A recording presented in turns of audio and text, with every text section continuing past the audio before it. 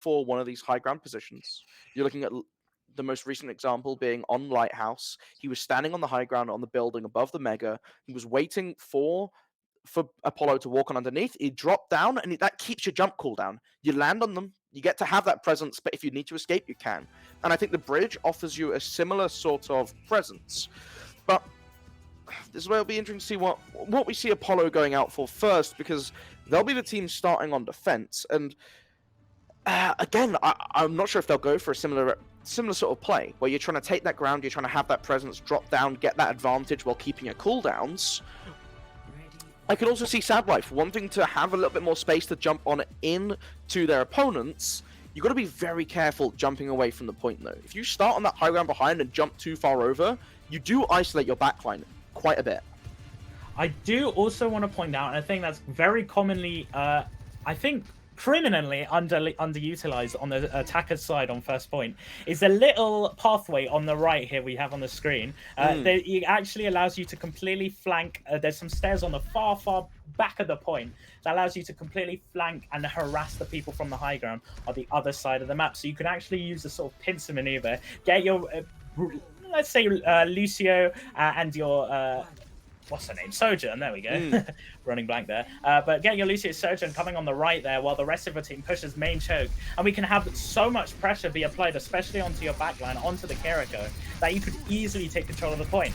Anyway, we're heading into the first fight. We're damage traded back and forth. And this little corridor, we're seeing standard rollout, really. Both teams choosing to put pressure on main, apply pressure. A bubble already coming out from both Winston, so we're not going to see any picks. I say that. Broken Cells gets a beautiful little snipe onto Lukey Boy, and that may deny a push coming in from Portsmouth, as Kamizan also takes out Todospan. And that's the tank line down. They're going to be pressured way the way back into spawn. It's a great sticker as well to drop. I like that one. I'm a big fan of that kind of thing. But we're watching them try and reset now. Sad Life still on this low ground, not using the time in between to jump on up. He'll do that now, never mind. And, well, just still trying to contest for this high ground. That's what they're trying to do, try and get themselves up. And Toto's fan has an opportunity for a big jump here, but he's actually going to make his presence aware on the point now, trying to harass this backline. There he goes, right onto this backline, as you're talking about. Getting them very low, but can't quite see to manage. Beautiful peel coming in from Hijack there. That's what Lucio's playing for. That's what it's all about. And he proves that he has the confidence to play him. Lovely kill, and that will actually allow Sad Life to get taken down, though. I say that. Todos also picking up a kill on the Lamb Source. Rift taking out Hijacked, and there should be Portsmouth taking the first point. So while Hijack did have a beautiful peel, they capitalized on this by the fact that, I mean, Todos fan wasn't pushed back much. He was still on the point. They're still allowed to. He still made the space for the rest of his team to clean up. And we see Rift with the beautiful right clicks, the beautiful damage output on this range. It can be crazy damage. Oh my god! I just want to point out beautiful body blocking coming from Portsmouth there. Sad Life getting punished for being so greedy there. Yeah, and this point can be so hard to attack into if the defenders can set themselves up, but that aggressive push from Sad Life kind of denied them the opportunity to set up that frontier, to set up their barriers, and they've left one member on the payload, jumping it forwards, keeping it rolling, while the rest of the team just put so much pressure on this defensive line, and there's not really any space for them to move out. Now taking this advanced position on the bridge, now watching over this next point, just trying to make it so difficult for them to walk out. The overclock invested early by Broken Cells to try and help them through.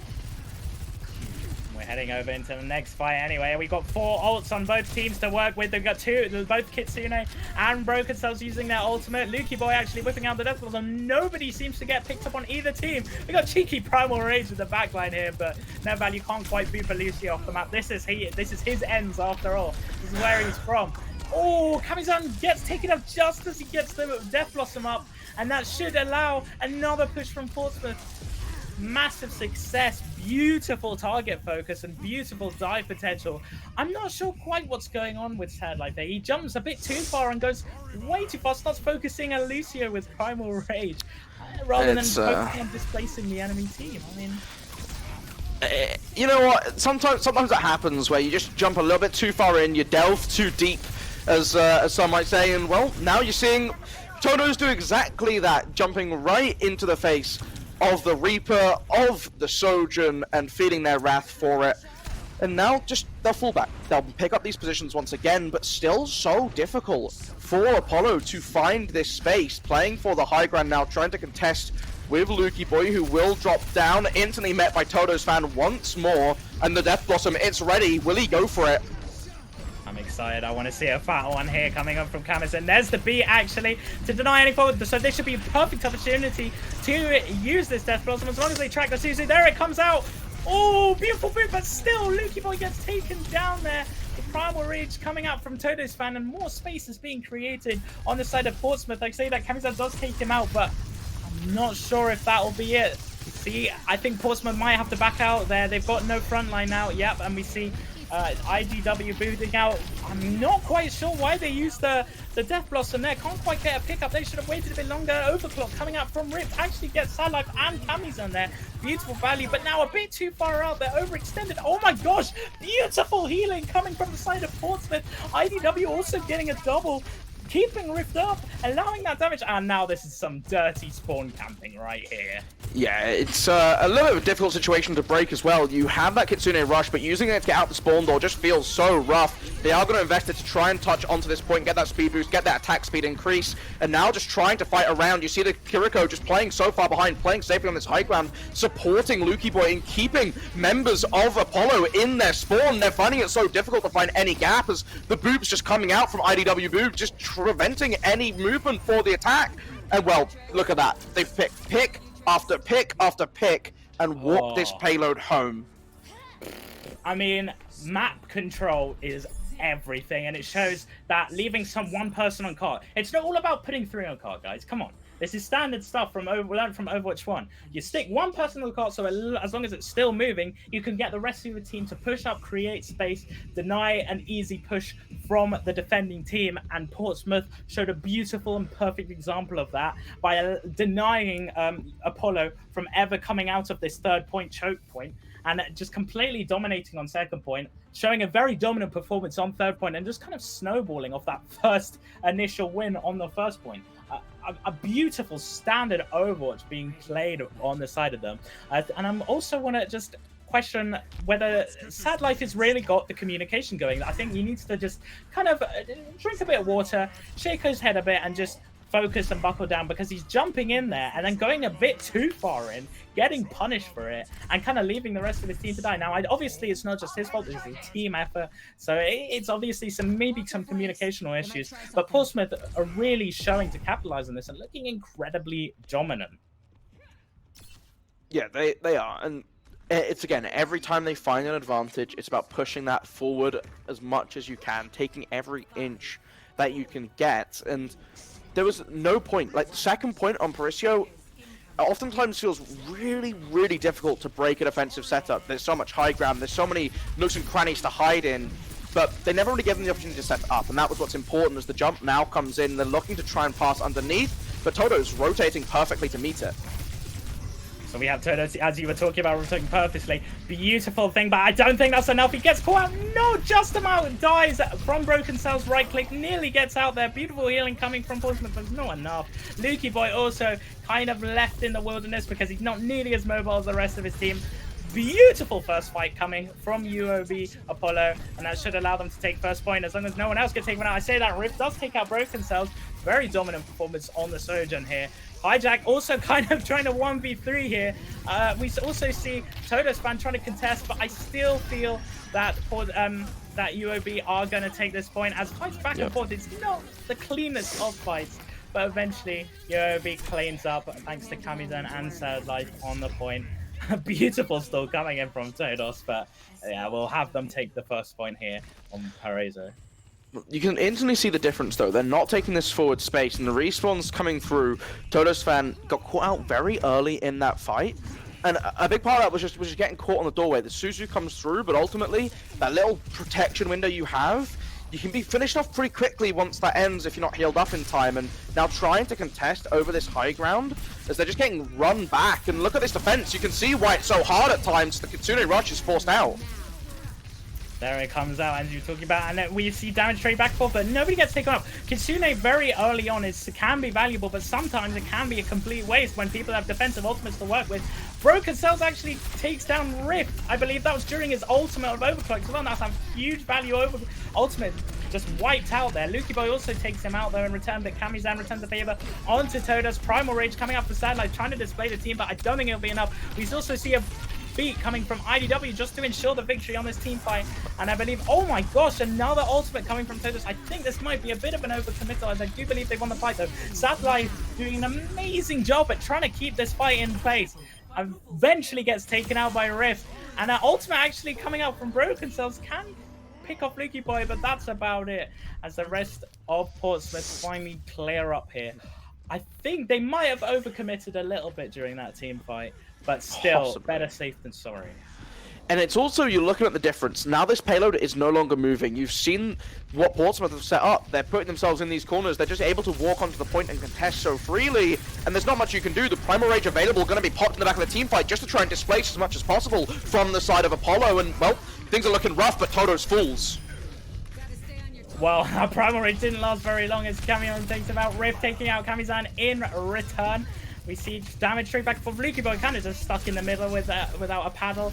Sad Life takes him out eventually, and Todos returns the favor onto Broken Cells. These fights are getting messier and messier as we go along, but I believe this should be up. I say that Todos gets a double kill. There's the Kiriko value. Good Kiriko gameplay coming in from Todos. I see why he has a fan. Sad Life takes it IDW out, but then Monkey battles as Todos fan takes down Sad Life on return. We just see damage kind of chunking down back and forth. Todos actually manages to escape with his life. We see a regroup and just kind of chip damage back and forth from both teams here. Looking to try and recontest now that all 5 members of Apollo are back on this point. The Kitsune Rush coming through with a Death Blossom, but not really landing on anyone. The Suzu coming out to keep them alive as Lukey Boy finds Broken Cells in the background. Still pushing further on. They're able to get one, but look at this. Lukey Boy tearing them apart, and the Overclock coming out from Rift just to try and close this out before too much damage is dealt, before too many members fall. Living on a slice of HP, but consistently, what we're seeing on these fights on the second point of Parisio is Portsmouth getting themselves in positions, walking up to this point, and doing a great job of outlasting a lot of these big, impactful plays that Apollo are throwing. The Death Blossom Kiriko comes through. They're Suzuing, they're booping, they're speed boosting out, they're speed boosting to safety. And now look at this. They've got that Primal, but they've got the beat drop, which is going to be a massive game changer in an upcoming fight. 100%. We see ult advantage on the side of Portsmouth, though, however. There's the overclock on Broken Cells finally being 100%ed, as he called. There's a beat coming out from IDW, and there's the overclock finally, as I was talking about. But I don't think they're going to see much value out of this, as kind of fights domestic. I say that, Lukey Boy does get taken down by that overclock as we talk about. Rift gets a beautiful double kill though, after both Broken Cells and Kamizan there. We're going to see Portsmouth again with this defensive position, looking very dominant, having that space control, denying a push from UOB Apollo. I mean, there's not much to really analyze here, as I was talking about map control, and cooldowns. They know what they're doing. They've got that communication just down to a crisp T, and it's beautifully executed. Oh no. He doesn't even need to. Doesn't even need to invest the Death Blossom in that fight, as just standing up there alone is enough, and Sad Life nowhere to really run. 60 seconds left in the game, and well, you've got an overclock, you've got a Death Blossom.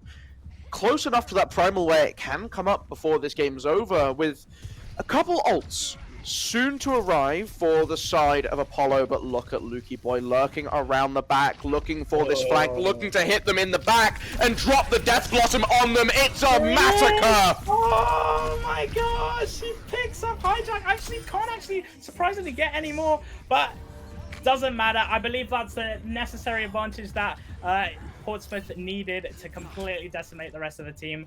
They had no Lucio to peel for them, and so the rest of the team were just able to flood in there, completely capitalize on the situation, and wipe them out. There's one fight left. 10 seconds left on the clock here. Oh no, please. Don't tell me it happens again here. Kitsune coming out. Oh no, Kamizan actually takes down Todos as they say that. There's the beat coming out from Hijacked. Overtime left on the clock, and then just at the last very second, we were talking about this. UOB Apollo actually manages to win the fight here. Beautiful play. Rift does take down Hijack, but that's not going to be nearly enough of an advantage. And we see now they've still got one more fight to go, I believe, before they can actually cap second point here. So it's all down to this. Camazon looking to try and replicate the flanking Reaper plays of his adversary, but gonna have to fall back. Doesn't want to risk too much, especially in overtime. Getting picked off now is almost a death sentence for your team's chances. The beat drop coming through, and Camazon falls before he can get the death bottom off. This is a complete sweep for Portsmouth.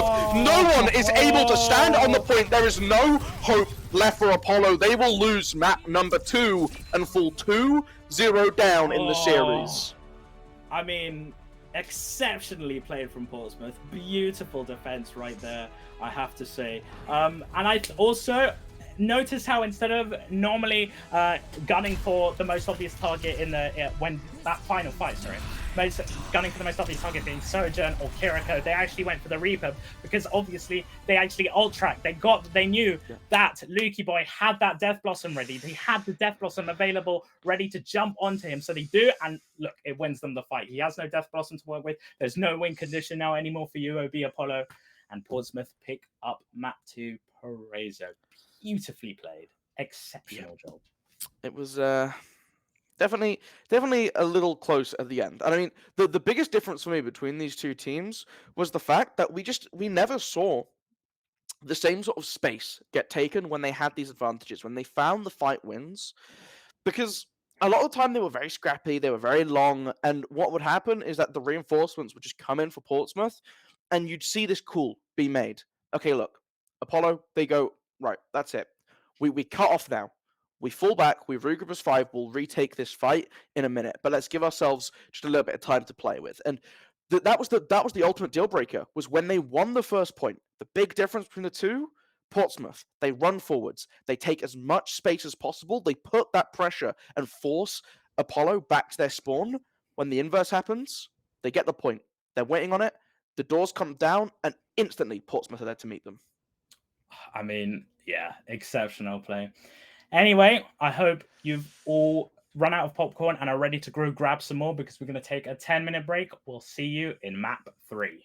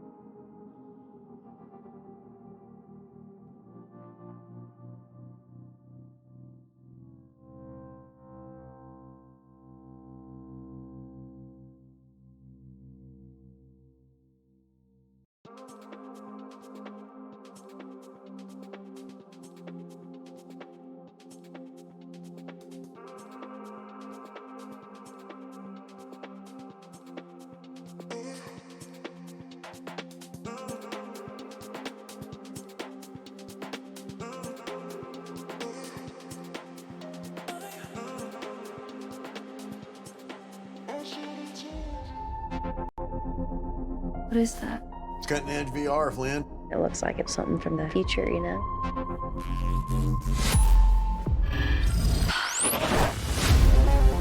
Flynn took a trip to future London, saw something she wasn't supposed to.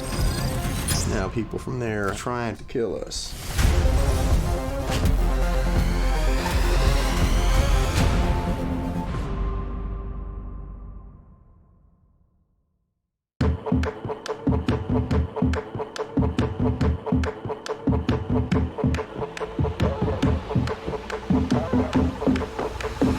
Transcend humanity with Omen. Welcome back, everybody. I hope you grab your snacks, and I hope you're raring to go for map 3. Apologies, the teams are raring to go way sooner than we thought, so we actually got a little bit of a 5-minute break instead. But I hope you are all comfy, got your feet up, and ready to watch. Oh, I'm excited. This has been back and forth with Portsmouth, looking incredibly dominant here. Do we see them on the third map looking equally as dominant? I mean, it's going to be interesting to see if they can break the momentum here, because you're looking at the escort map, and the biggest thing I think we have to take away from our last map, Horatio, the hybrid, of course, is that once these teams took control of the point, when they capped it and they get that payload rolling, man, Portsmouth, so good at just forcing every advantage. They would win a team fight, they leave one on cart, 4 members are in your spawn. You spawn and you are looking at the Winston, the Reaper, the Sojourn, the Lucio, all just bearing down on you. And I think you're looking at a payload map now, that same thing can continue to happen, right? You're looking at, you got Dorado is a likely outcome here. I think that'll be a fun one to see, especially with the way both these teams like to lean into that Winston. You got the high ground to play off of, but I can still see the same thing happening. If you lose an early fight, you can lose a lot of ground very quickly on these maps. And so whether we see the Route 66 come out, whether we see that Dorado, I don't know, it will be interesting. But I think that's the big thing for Apollo. It will just be, can they break the momentum of Portsmouth's pushes? 100%. They've really got to just push through that and break through, as you were talking about.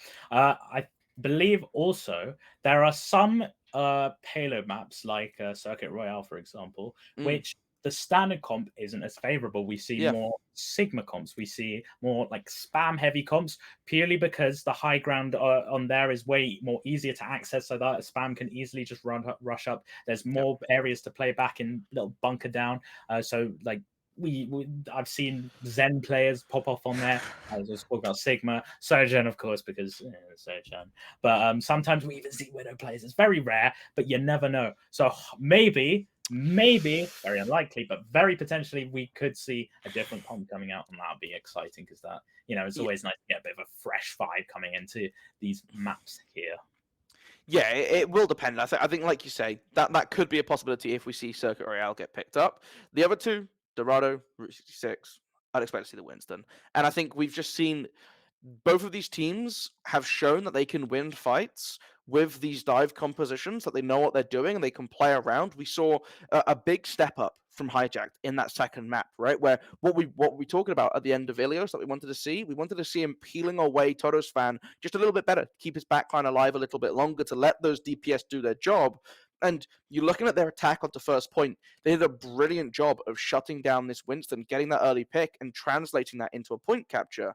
So if they can keep this up, if they can continue to play this dive and just continue to learn from Portsmouth and figure out what their kind of team fight strategy is, they will do a slightly better job at just starting to drag back this lead. A reverse sweep would be incredible. And I don't know how likely it is, because it would require a pretty clean performance from Birmingham for the rest of this set. But it would be spicy.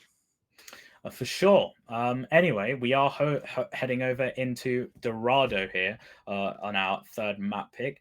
Very dive-centric comp, as you know. So I am pretty much guaranteed. I think we're pretty much guaranteed to see the standard comp again. We also have Portsmouth starting on the defensive side here rather than the attacking side, where we have UOV, obviously. on the attacking side here. First point, I expect to see high ground control being everything. The high ground on this map is so important. So important. Losing it can pretty much mean losing half the map's control, especially this first point one. The bridge, the little area behind this bell tower, exceptionally vital to have control of. You've got a mega pack behind it to fall back to. You've got a route to escape to if you are in trouble. So the defensive team should be playing around this area as their safe zone before they dive here. And yeah, here we go, heading over into Dorado. Well, Toto's fan, it's now flipped colours. So now we got Portsmouth in the blue, Birmingham in the red, and that's because, well, they're starting on the defensive side of things, and everyone knows blue starts in defense. It's classic Overwatch. And you know what? There's something satisfying about that, right? Having that consistency and in colors and where they're going to be starting off. But on this first building, joined by Lukey Boy as well, having a little bit of a comrade to join him on the top, as they're just going to be trying to drop and contest this payload. Looks like on the first corner, not get any movement for Birmingham for free. I also want to see Sad Life actually decided to quickly pick up a hog, maybe just to get a first pick before switching back off to Winston here, I bet. Or is he sticking? I can't quite tell here yet. Stick it. Be a mad lad. No, unfortunately not. It's mainly just to get a first cheeky pick, deny someone from the high ground. This high ground here that we see Portsmouth actually holding with Lukey Boy and Toto's fan is so powerful because you don't have to commit a jump just to get to the enemy team. And as I say that, Toto's fan proves it with just dropping onto their heads and getting a triple kill with a bunch of damage raining in onto the rest of Birmingham. Beautifully played, but this is what I'm talking about. This is why Dorado is such a good dive map. You don't need to commit cooldowns just to get to the fight. You can just drop in onto them and then use a cooldown to escape if you're ever in trouble, so you can keep that momentum, keep the map control in play. As Toto's fan here proves yet again, dropping in, damaging, and then getting back out. Chunky creating space. Sad Life on the other hand can't get that, and then as he immediately gets taken down by Totos.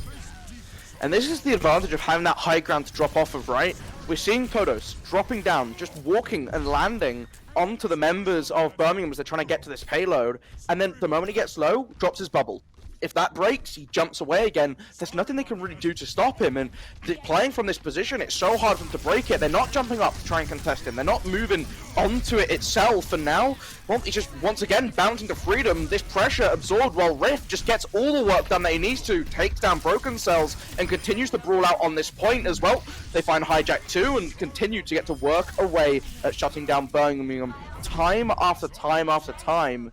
And still, this payload has barely moved 2 minutes in.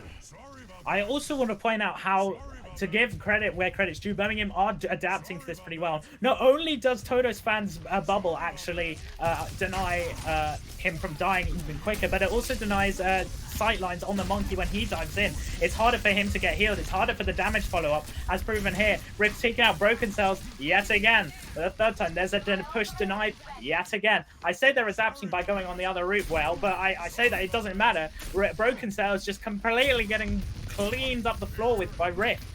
Beautiful play. Possible Death Blossom, okay, not quite. Lukey Boy gonna actually play safe here and not waste it just yet. As you see another dive playing for beautiful bubble usage coming in from both our Monkey players, honestly. But Rift just looking so dominant on the Sojourn here on this map, constantly taking out. Oh no! Lukey Boy immediately getting taken down with that Death Blossom from Broken Cells, and this is Birmingham's opening. This is their chance to get as much map control as possible, as we can see them committing ultimates. Sad Life with the Primal Rage. Question is, are they going to also commit Kitsune? I think they might have to here soon. Depends. Sad Life also takes out Rift. Actually, never mind. That should be a fight win for them. Sad Life really going in deep here. Sorry, that's Totos, I believe. My bad. No, it was Sad Life. I keep correcting myself. Crazy. There comes Yoko coming in from Broken Cells. Can't quite to get anything, but it doesn't matter. Kamizan also picks up another Death Blossom on the board. Wow. That was a good push from Birmingham, I must say. Yeah, the problem now is that without Sad Life to be able to have that frontline presence, they've had to give up this space. That's given Portsmouth an opportunity. The Kitsune rush coming through from both teams, as with the paired beat drops, the Death Blossom not able to get anything through this intense support utility. Finally, able to shut down Totos, able to get Lukey Boy as well, and well, it looks like Apollo have found the magic because they are getting this payload rolling. They are very close to finishing off this first point, but only 11 seconds. It looks like it might be an overtime brawl here. have. No, I think that's it for the first point as we see Birmingham finally taking it. That was beautiful pre-beat coming from Hijack, denying any value from Lukey Boy's Death Blossom there. A game-winning ultimate just completely wiped the board, and I think that, I believe, Solo single-handedly allowed them to take that first point. You see Broken that sells on after a little bit of a risky flank here, getting chased by Lukey Boy, but eventually manages to get out here. Just poke being traded back and forth, but kind of wait for a little brawl, but taking out in the church, and actually manages to get Sad Life killed, as well as Kamizan, and that should be another fight won for Portsmouth. The defensive position upheld, map control in favor of them. And again, it's this case of Portsmouth setting themselves up in positions where they can drop, but they control the pace of these fights, and when they do so, they look so much stronger in them. Totosfan somehow able to live through all of this, popping the Primal Rage to give himself that extra stimulus, just to give himself a bit of space to play around as well as be able to fall back to. But now, you're looking at this setup. They're looking to try and reset themselves on the high ground. Lukey Boy has the Death Blossom just around the corner, and will be looking to get a massive play off of it if he can just continue to use this height to advantage. They're going to try and jump up to contest it, the Primal Rage trying to force them off. Here we go, Death Blossom for Lukey, but have they noticed him? I think it's only Sad Life who's noticed him, and it's not enough. That Primal Rage is enough to displace him into Broken Cells, getting taken down. Major source of DPS gone, and Lukey Boy still alive in this beautiful healing coming from the side of Birmingham. Portsmouth, sorry, I stand corrected. Todos also takes down Kamizan as well, and there's another fight, one in favor of Birmingham? No, sorry, yeah, Portsmouth again. Getting them with colours confused. Brains are a bit of a jumble here, but Broken Cells takes down Lukey Boy. Not enough, as IDW returns the favour onto him, and there's another fight lost. We're now just seeing a massive spawn camp coming in from Totosfan with that Winston. He knows he can get out safely because the consistent heals on the side of Portsmouth looking so effective. Beautiful boop from IDW, booping Sad Life away from the team. Great peels coming out. There's all the ultimates being committed on the side of Apollo, so that must be a fight win, and it surely is. Kamizan taking down a double. That was a nice push, but that was a lot of ultimates committed.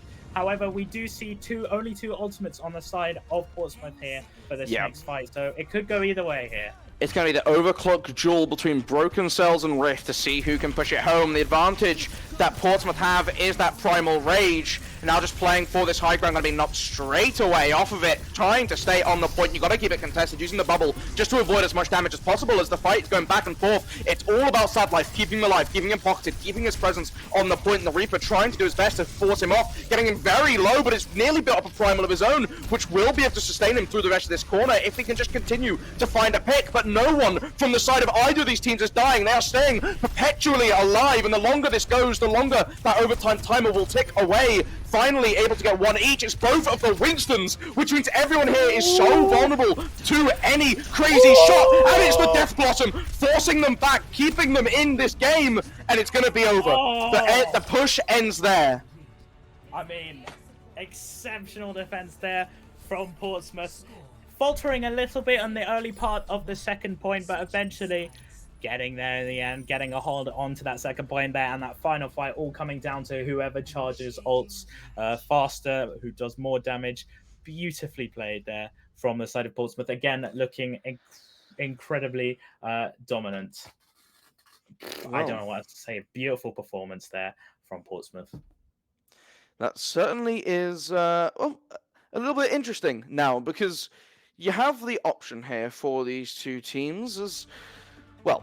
The way that ended, right? Both those Winstons going down, leaving that point a little bit vulnerable, just having that Death Blossom is what saved them there a little bit, right? Because you're looking at these options with something like a Sojourn, able to just take players out with no Winston to create that space for you, can be a little bit risky. And now they get to flip sides. We get to see what Portsmouth can do, and they have the benchmark set. They know exactly where they need to get to. It's going to be about breaking this hold on the first point quickly.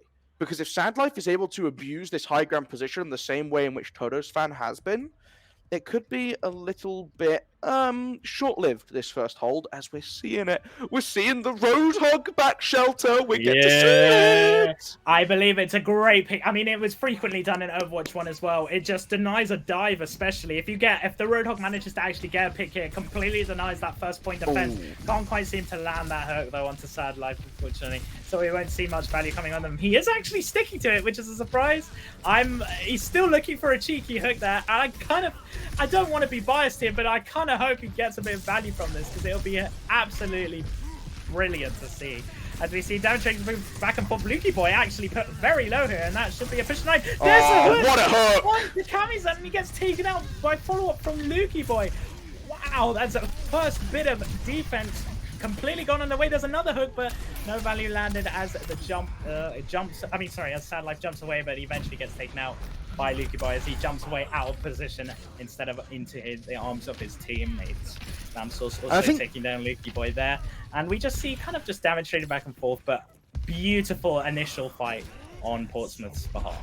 And I think the other part of this Roadhog pick is it's an extra shotgun. Shotguns are amazing into Winston. His large hitbox, his low ways of preventing damage outside of his bubble as he's jumping on in and instantly getting shut down between the scrap gun, between Reaper's shotguns. It's so easy to burst him down and, well, Toto's fan getting low of himself, gonna pop that canister just to keep himself alive and forcing out the Wraith form from the Reaper, trying to land a last second hook, but it's not quite gonna come to fruition for him as they are just still again, doing this thing we saw on Paricio, forcing them so far back, getting so much point capture for free, and you're looking at the difference between these two teams. At the point in which Birmingham capped first point, they were left with 1:30 to play with.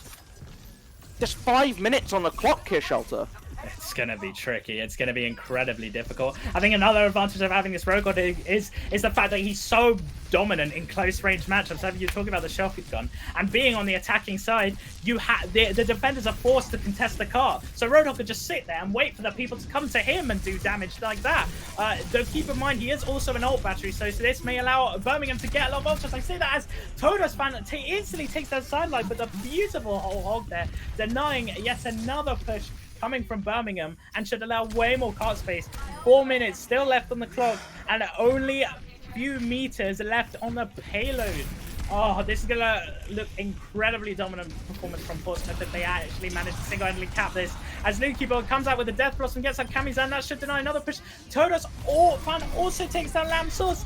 It's now up to Sad Life, left alone with a beat and a primal on the car. Hijack now with him, but he might get taken out by Rift. Just manages to stay alive as the overclock comes out from Rift. There he goes, taking out Broken Cell. Sad Life getting taken out IDW, but that's not enough as Rift also takes down Hijack. Kamizan returning the favor onto the Hog, and the Hog is finally dead as Birmingham just managed to clutch this out right at the very last second. Yeah, you also see Lukey Boy grabbing that Tracer just to try and get back, reinforce the point a little bit quicker, maybe try and swing that last fight. Oh. Reaper, there we go. I think he might have accidentally pressed recall a little bit too soon on that one when he tried to teleport away, but you know what? I'm kind of here for it, and well, now playing around this high ground, just looking to see what they can find. The rotation onto the left, though, is where this Hog has found himself, and Reaper on that point, getting it moving. Someone will have to drop to contest. Here we go. Here's the win condition of Death Blossom from Birmingham. They've got to track it right. They've got to do better than they did in Ilios here. There's a hook coming on to the Kiriko, and he gets taken out. No value from the Death Blossom, and I think that may be it, as they have no main source of healing.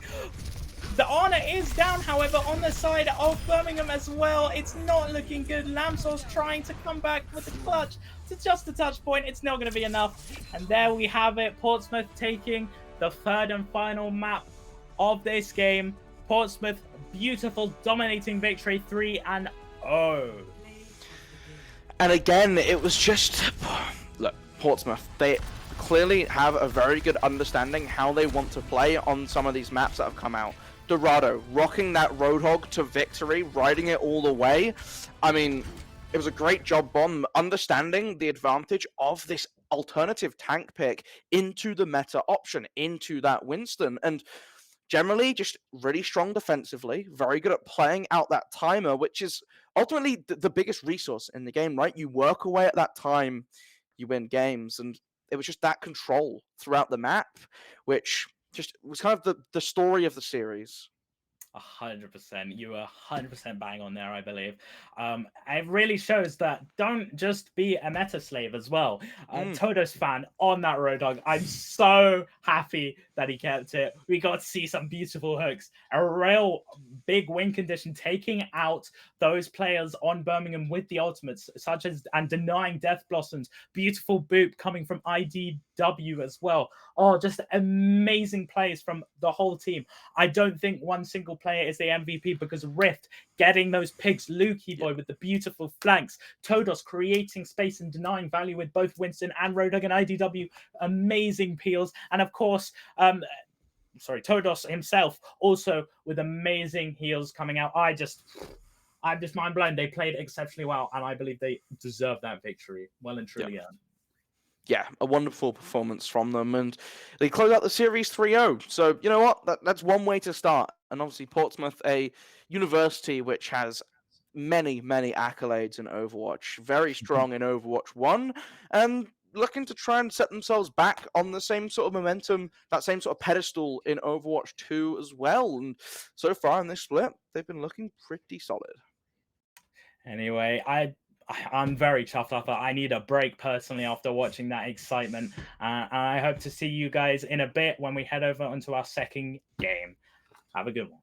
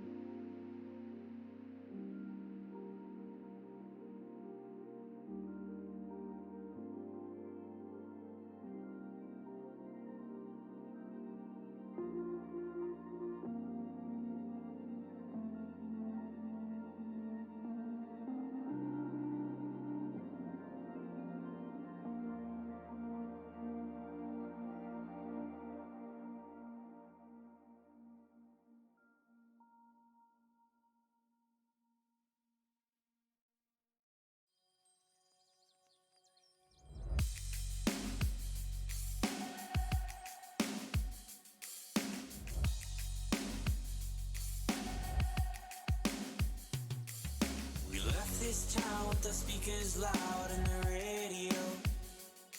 Playing old Sublime that we stole online, every verse we know. And we hadn't had a clue if we'd make it by noon or even where we'd go. We don't need a map, everywhere is home. We don't need a map, everywhere. The tank said E and we all agree that we're just too broke. Fill it back up, so we left your truck on the road. What is that? It's cutting edge VR, Flynn. It looks like it's something from the future, you know?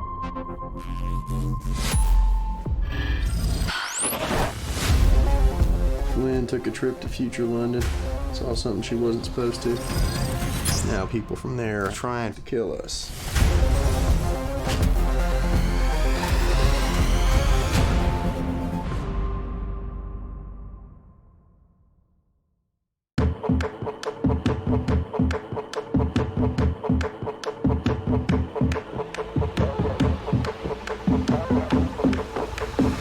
Transcend humanity with Omen.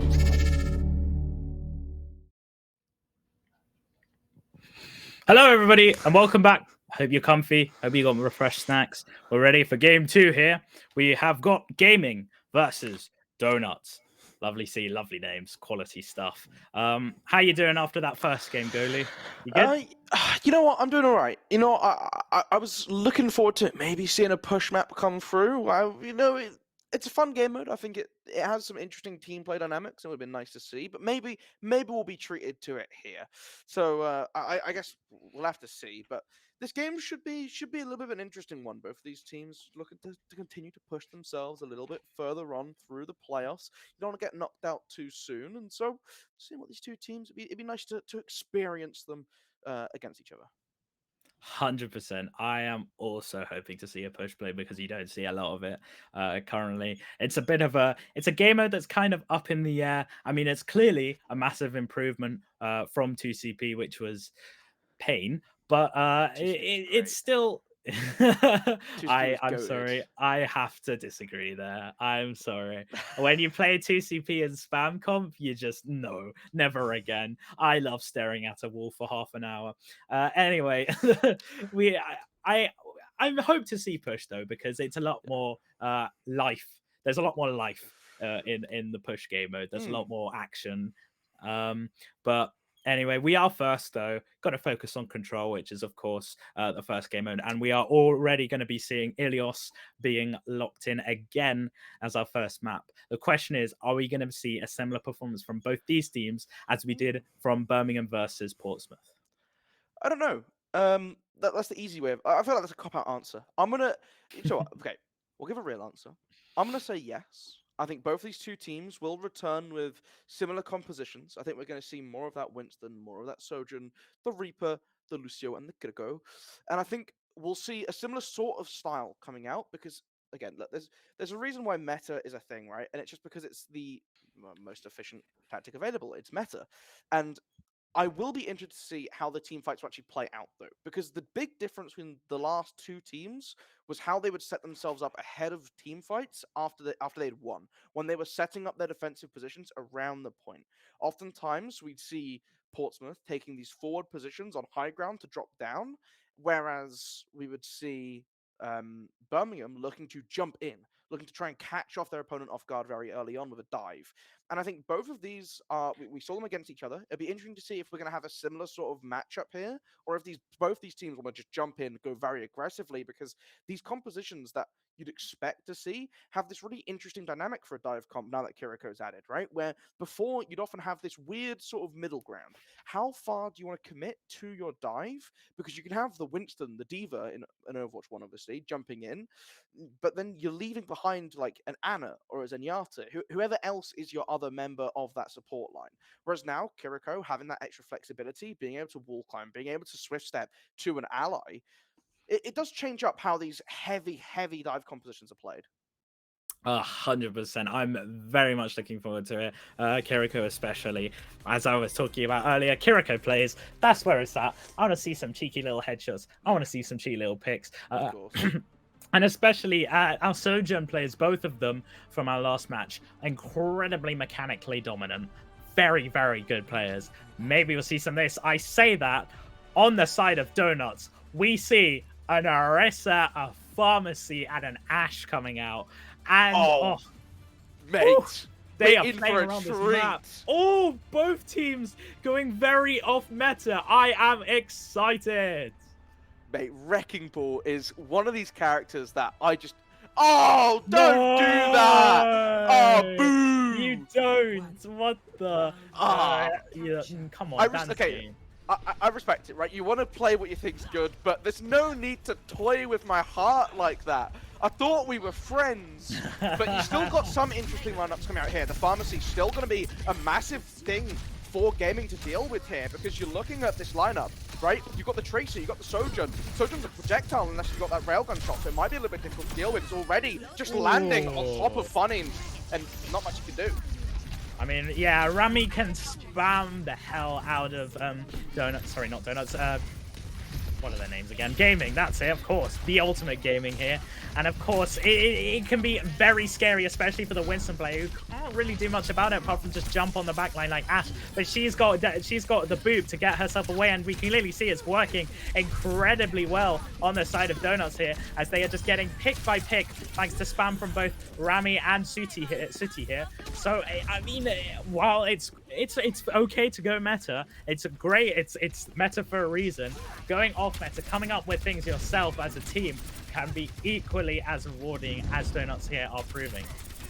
And now just looking to try and find a way in through this choke. No lineup changes coming in yet. Derpy very close to having that pulse bomb ready for action as the amp's going to come through just to keep them a little bit alive. Rampy finding another pick onto the Sojourn so early on. The ultimate barrage coming through, but not able to get too much done with it. Gets to Winston, but that's about it as he falls shortly after.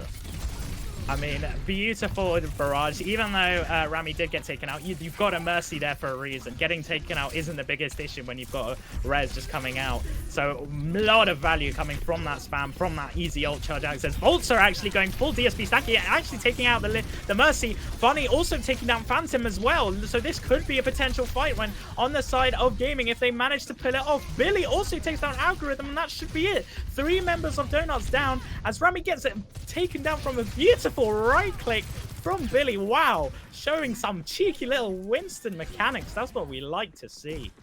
Yeah, the fight just a little bit brawly, and that opens up opportunities for Derpy on this Tracer to find so much value. It opens up Voltsa just to go for these aggressive plays, and Shadow Peach did such a good job living as long as they did, but ultimately still fell to this ultimate barrage. Just the amount of pressure that was alleviated onto them as Billy already jumping in, catching off Phantom. It's just about whether Rami can find the advantage in Donuts. I mean, there's a res coming out from Phantom as you're talking about. Billy actually gets a beautiful primal onto City, booms her off the map, and also gets Algorithm. Billy really showing that he's got the mechanics. Is this OG Miro here? Derpy also taking out Phantom as well. Wow, I love to see some high quality Winston gameplay. The question is now, this comp, while it was good for the initial hold, while it's good once you've got control of the point, we don't see it able to snowball once you lose control there. There's not much space the Orisa can create. She's kind of just left as an immobile ult battery. She can't really push people out because they've got too much mobility. I say that Rami, beautiful spam onto both Funny, gets Billy with the rocket barrage and leaves poor little Volster left on the point trying to contest along with Weeble. Both the supports trying their dearest just to keep gaming in this as long as they can. Eventually gets taken down. Rami looking incredibly powerful on the forest, showing that spam is a terrifying thing and it's still here, it still exists. Funny, 20 HP, can't quite escape. Rami also ticking down, and that should be a 45% ult charge already after just using it. We do have 4 ultimates coming on the side of gaming here, though. A beat coming from Bolster, as well as Derpy's bomb. Getting a double kill with the bomb, that's beautiful. Rami does take out Billy, but the question is, can gaming still hold this? They still have the point, keep in mind, so we're at 99%. Funninen with a double from Overclocked. Oh my gosh, they're still clutching this up. They have the contestant still here. Funny getting a triple kill. It's absolutely insane from the side of gaming. Meta is key. Monster also taking down Algorithm here. It's absolutely rocking a gaming, proving that while you can come up with these comps, Meta is king. And just there's nothing that they were able to do to dislodge this composition from the point. Yes, you've got that Pharah, you've got the Ash, which eventually they moved onto that Sojourn, valuing its potential just as a stronger hero, right? It just has a little bit more power to it. But the initial idea was brilliant. And I love to see this sort of ingenuity coming out, this experimentation from the side of Donuts. But ultimately, like you say, it was just too difficult to lock down any of the members of gaming. Southampton just clearly playing around the space very well, have a good understanding of what the pressure points for this pharmacy are, and doing their best to dodge it at every available opportunity. But now, we get to see another little bit of spice coming up as we're going to see the Widowmaker 1v1s raining galore, and Rami no longer valuing that Pharah. He's going on to the Genji.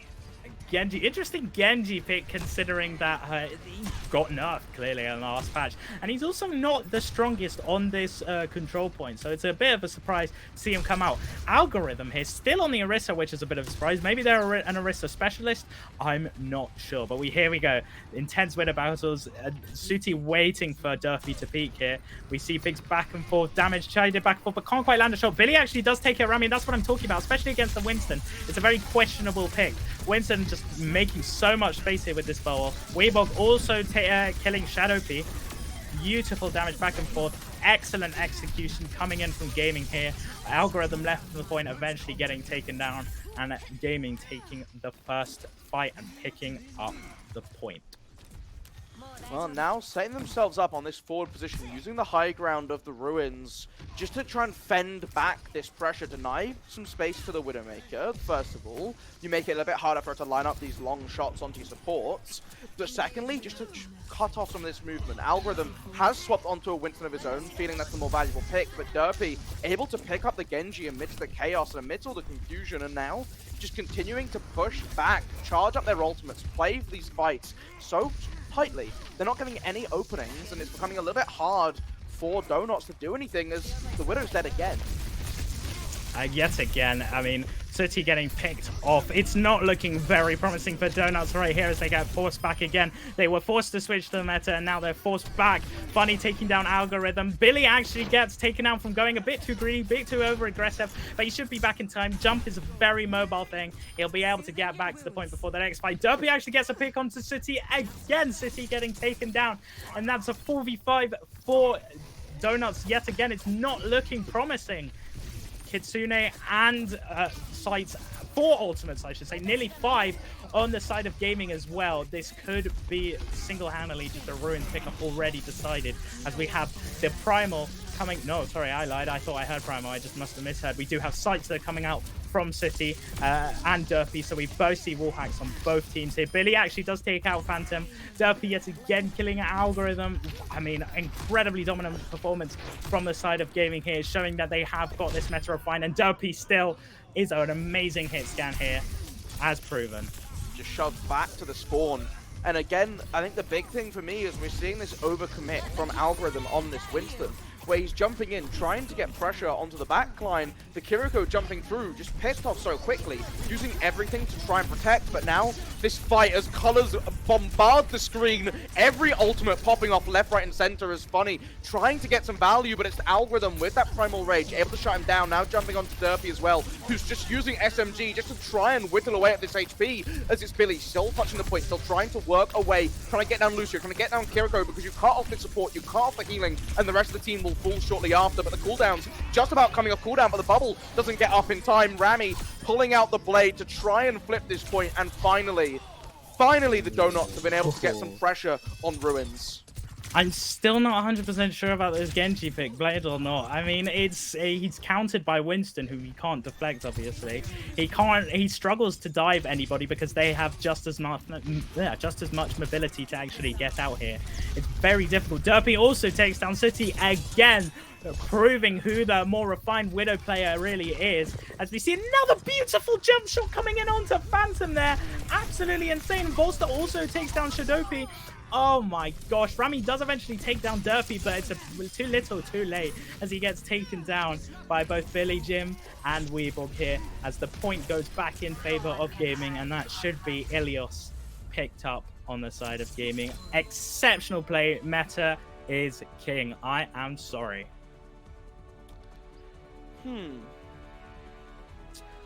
I mean, yeah. that was interesting. I think, look, I loved the effort, the attempt from Donuts to try and bring something spicy, and I hope that isn't pushed away from them. Especially if you're a team that is coming in as someone who isn't used to playing that meta. If that's not something that you're comfortable with, if it's not something you've practiced, stick to this unique playstyle that you've kind of crafted for your own if you have that opportunity to, or if you feel that's what's in your best interest. Keep that going. I don't want to see them lose this first map and lose heart, lose their character, and just completely shift onto whatever their opponents are doing. But that being said, gaming played it so well, and especially, I mean, I think we have to highlight Derpy on that Widowmaker was phenomenal. Oh, I don't even know how he's finding these picks so consistently. Like every fight would just start, you'd see the little kill feed, you'd see a little bing, and it'd be like, oh, someone from Knots has died. Oh, Derpy has found another double kill. Oh, Derpy has slaughtered your entire team. It's like, beautiful. fair enough. I Fair mean, enough. I believe Durfee is a top 500 Widow player coming in from Overwatch 1 as well. He played a lot of hit scan. sense. I remember seeing him both on the ladder and in scrims. So it's good to see him still on Overwatch 2, still got the skill, best as ever. Beautiful plays from him. And as you were talking about, I do think that Donuts, if they stick to their the fact that they shouldn't play into their opponents, play a mirror matchup, just play meta, because yes, meta is the best comp in the game, but if you have a comp refined and worked out and practiced, play it. The thing is, you've just got to be able to adapt and have the knowledge to adapt. So for example, in that Ruins game, I believe that the Genji pick was a bit iffy. I feel the rest of them were okay, but that Genji pick wasn't 100%. It wasn't getting much value. He wasn't getting much picks onto the Widow. He couldn't dive Derpy that easily. He eventually did, but it was too little too late, as stated. It just needed a switch up. I think he sort of switched to Sojourn or Reaper or anything. Just Genji just wasn't it, especially coming in after the nerfs. You can't get that blade value either. It's just difficult in general. Yeah, losing 2 damage on your shurikens doesn't sound like a lot, but you consider they're thrown out in bursts of 3, that's 6 damage, that's 6 points towards your ultimate. The poke is a lot less potent. You're reloading more frequently than you had to before. It's definitely one of these like fine margins, especially with a lot of balance in Overwatch, where you see these small tweaks to numbers that don't seem massive but have huge ramifications. I think the Genji is maybe we'll see him in another 4 years' time when Overwatch 3 comes out. He can have a month in the limelight then. You know, but until then, it looks like he's back onto the shelf. Yeah, all too reasonable. I think all Genji mains just winced in pain when you said that. They all felt the pain of Overwatch 1 just completely decimating Genji every time he had an opportunity to be meta, and Overwatch 2 looks to be no different. Anyway, we're heading into map 2 here. We're gonna go into Hybrid, and of course, we're gonna see the tried and tested Kings Row, everybody's favorite map from Overwatch 1 coming into Overwatch 2. Though please, Blizzard, make it night again. The sun blinds my eyes in this new version of Kings Row. Please, man, make London smoggy again. Yeah, Kings Row is just there's something magical about Kings Row. I don't know what it is. It just has this aura of just pure beauty. I love the map so much. It's a classic map. It plays so well, and it's actually a map where we can see some interesting compositions lined up. Donuts, if you have anything planned, please bring it out. And, but we'll see what these teams are going out for, especially when you look at some of these lineups. You're seeing that Baptiste, you're seeing the Junker Queen. However, this is the same team that so cruelly robbed us of a Wrecking Ball. So who knows what they'll be bringing out when it actually is locked in. Yeah, you can't obviously guarantee it. I highly, highly doubt we're going to see either a Junker Queen or a Doomfist. It will be amazing if we do. We're heading back. Give me Doom. We must have had a few technical difficulties there, just getting the name sorted out, but it's all okay. Don't worry, we're heading immediately back into it, just sorting things out, making sure the viewing experience is as pleasurable as possible. Anyway, so Doom, Junker Queen, fingers crossed. I really hope that we see it, but I highly, highly doubt Billy. I mean, especially showing how good Billy Jim is on this Winston, I highly doubt we're going to see any other tanks coming in from him. But you never know. I mean, this map is known for its brawl. We may even see some Ryan Zayas here. Who knows? I think we've seen it. We saw a little bit of a sneak peek of what Donuts might be bringing out. Algorithm back on his Orisa. Rami on the Junkrat this time, so showing a lot of flexibility around these projectile heroes. You know, just getting a good feel for the different ones available.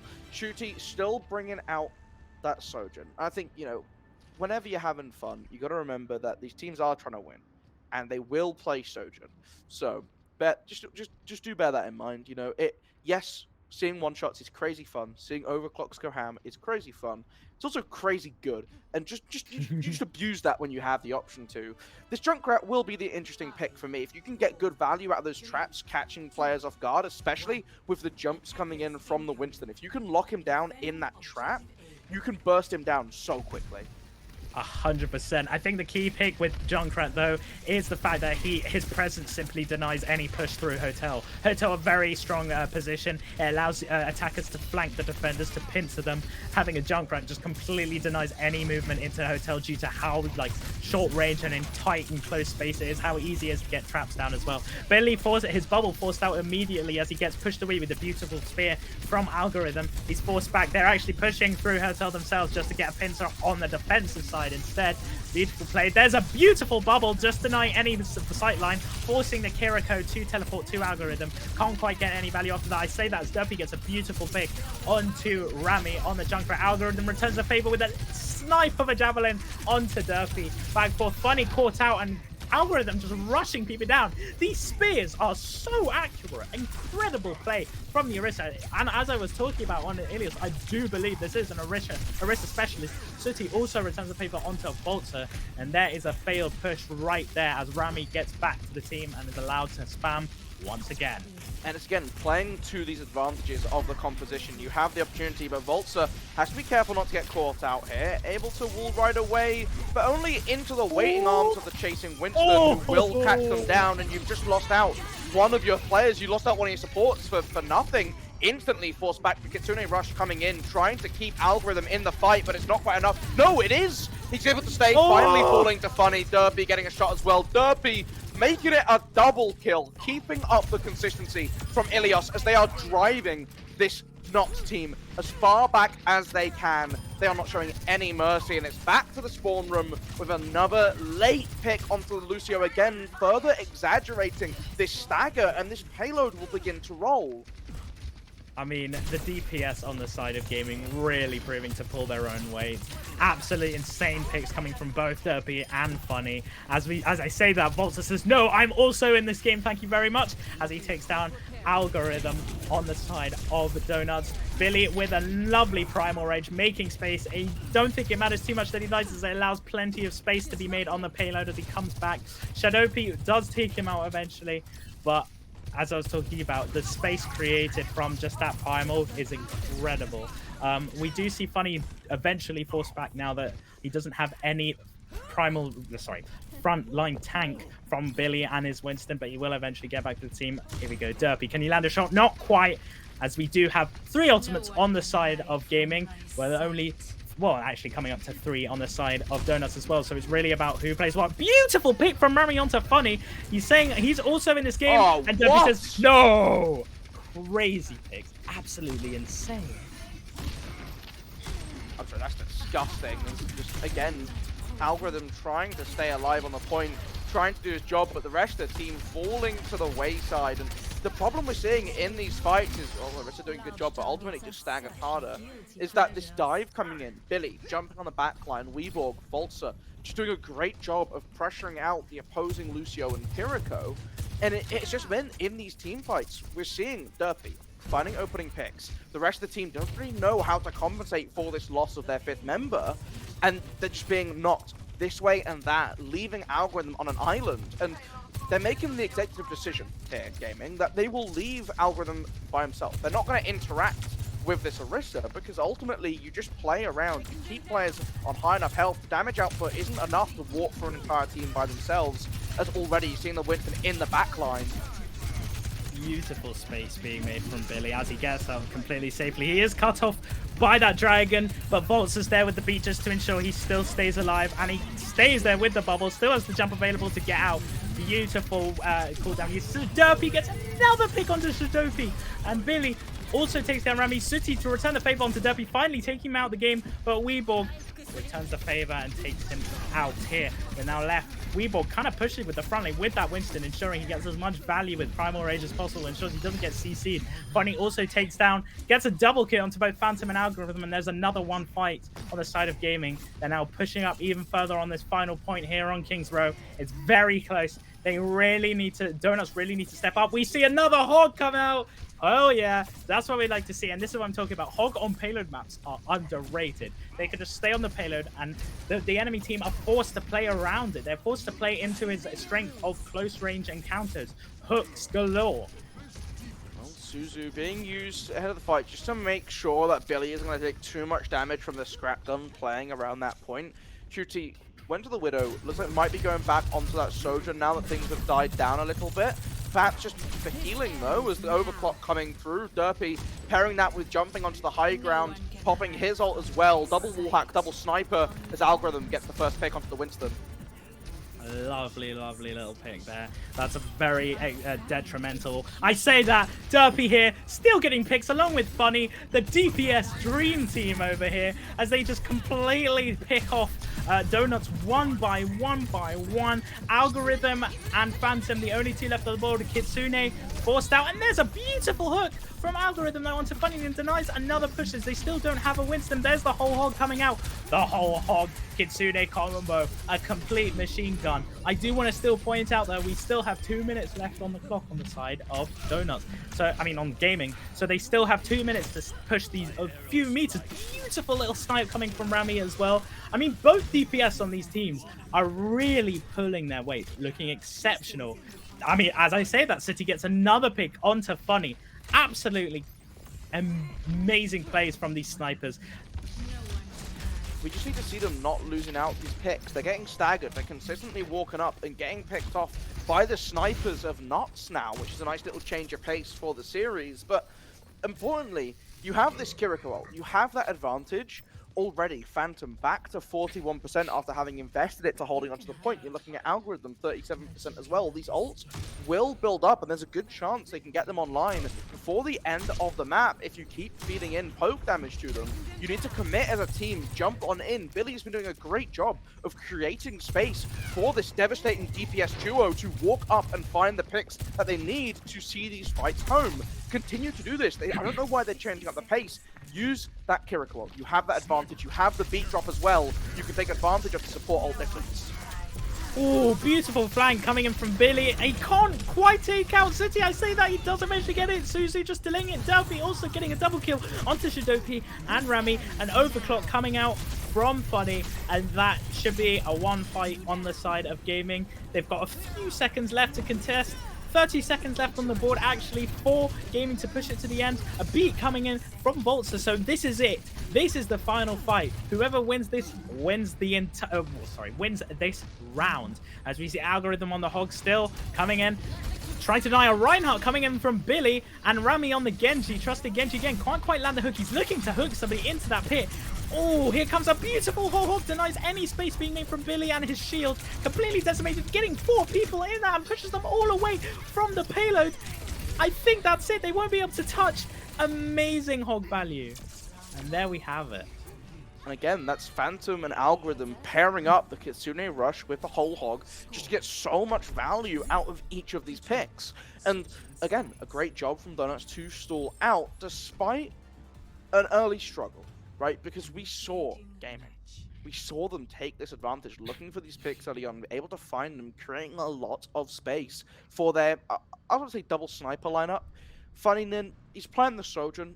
I don't know if sniper's the right word, but still one of these heroes that has this immense pick potential. And it's just about creating that space for it. And there's not really been a solid response until that last point. The whole rest of the map, they were able to walk over this attacking lineup, and I don't know what Donuts have planned now, as we're seeing the Pharmacy maybe making a reappearance. Sooty looking at that Widowmaker. I mean, a lot of teams will run Widowmaker early on King's Row. I mean, Sturpy is proving Widowmaker is essentially an amazing hero at her core, right? If you get a good Widow player, she can decimate the lobby. the thing is, Widow can get easily countered by dive-like sort of heroes, especially dive tanks and flanks. Now, the problem is that Algorithm, unfortunately, isn't quite playing that. He's playing a Rizzo who can't really contest much of a Widow unless he snipes her with a Javelin. So I think seeing a Winston pick from him while meta, unfortunately, will completely shut down Durfee's Widow and force him onto a hero like Reaper instead. Anyway, we see on the first fight coming out, we do see Algorithm thought Hog worked, but hopefully he can work again as we push this slowly onto the fight. The problem is, you are an ult battery. You're going to let them charge their ults so rapidly as Rami here on the far up forces them in hotel with the spam. Kind of left Derpy alone. Can Derpy? He does take him out, but it's back and forth as both teams get picks now and then. Volta taking out Susie, but Rami takes out Funny in return. Weeborg also taking out Rami here, and it's kind of just an awkward, messy fight as now Algorithm is left alone. Being our old battery talk about, it's just the supports though on the side of gaming, and they do have a spawn advantage as Billy comes back here on to contest. The first point here is forcing the rest of Donuts back to regroup for a second fight. Yeah, grabbing the Soldier now to try and deal with Rami's threat on this Pharah, because they did such a good job of plunging deep into the backline of gaming and just find those picks. Ultimately, the rest did not fall in their favor on point. And now you're looking at the situation again. You're trying to see Algorithm. He's trying to walk onto this point, have that presence, which demands so much attention because you have to play around this hook, which gives space for Rami and Shooty to find the angles for these final blows. Ooh. But so far not falling. As I say that, Shooty gets one. Beautiful pick from City, and that can actually allow him to make space. Rami also takes out Derpy as well, and that's both DPS down for the count. As gaming are kind of forced back. Billy, it's very risky if you jump in here unless you want to recontest. I doubt you want to do, mate. And he gets out here as Donuts allowed to push. Shitty here with a lovely little sideline here down the range. Can he pick off anyone? Can't quite get the pick onto Funny. Ooh, so close that pipe. Saving Funny's noggin. Allowing or disallowing any headshots available as Billy pushes him out on the high ground here. We see a regroup ready for a second fight here as they come in from the side on the high ground. Shitty taking out Derpy again, and now it's a 4v5 yet again. Now Shitty stepping it up, showing Derpy who's boss, as Rami also takes down Weeborg here. Incredible plays. Now Donuts finally stepping up, understanding the issue. Beautiful hook there. Okay, here's my problem now, right? Is that while we're seeing this coming through very well for Donuts, right? The problem is that we're watching them time after time walking in to try and find one member, and you're looking at the composition that Donuts are bringing to the table. They've got this Pharmacy, they've got this Widow, they've got this Roadhog. That screams pick potential. And so when you're having these one-member, two-member flanks, they are able to be dismantled so quickly. You can see Billy walking up without the assistance of the rest of his team, instantly cut away. And you need to walk up together. You need to do a better job of just waiting as 5, because there hasn't been a team fight on the second point, and it's been capped. They have gotten through second without taking a fair 5 versus 5. This is all off of the back of picks, hooks, flanks. I mean, you're bang on there. Algorithm just kind of going uncontested, unpunished. I feel like, yes, you should have a soldier for the Pharah, but now we're on third point where everything's a lot more close range and enclosed. A Reaper pick wouldn't be bad here, especially against that Hog. Can easily charge his Death Blossom here as Kitsune comes out and Phantom taking out Billy's dive. And just see a massive range of fire here from the side of Derpy as can he get any value of Visor? Can't quite, as a beautiful Hulk Hog comes from Algorithm to deny him any value there, and we see gaming forced back yet again. Now they're not really adapting around this play. They're trying their best. Lovely barrage coming from Rami does eventually get taken out by Volster here. Phantom, I think, falls off the map there. I don't know quite what happened. Funninen also takes down Shadopi, and there's another one fight. There's finally a one fight on the side of gaming as Funninen finally picks off Algorithm. We might see a few swaps here coming here. Billy looking to swap onto Roadhog. We're seeing Roadhog battles, and especially because of this little hole on the left here on King's Row. A hook from him can be terrifying because you can hook anybody off the map there. Yeah, that is a little bit scary, especially with the way in which you land that hook, you instantly flick around and you say goodbye to their hopes and dreams. But now This site's coming through, trying to give them vision, trying to land up a shot, but very carefully played by Gaming, just making sure they're not exposing themselves, and they're just waiting back with these ultimates. They have the overclock ready to be unleashed. Roadhog getting low, already used that gas canister, and now going to commit it instantly, takes down Rami, but Shooty, what a shot! I mean, crazy plays of the DPS here. Unfortunately, Shooty, though, that's all you're getting as the rest of your team slowly dies one by one, and you yourself get picked up by Derpy here. Crazy shots coming in from both DPS here, Funnynin and Shooty, as we have our next push. Both Roadhogs looking incredibly strong, with their hooks looking very scary, denying space just by existing. And that's the power of Roadhog. He has his hook. You get near him, you're dead. You've got to be careful. You have Lucio for boopage, and that's about it.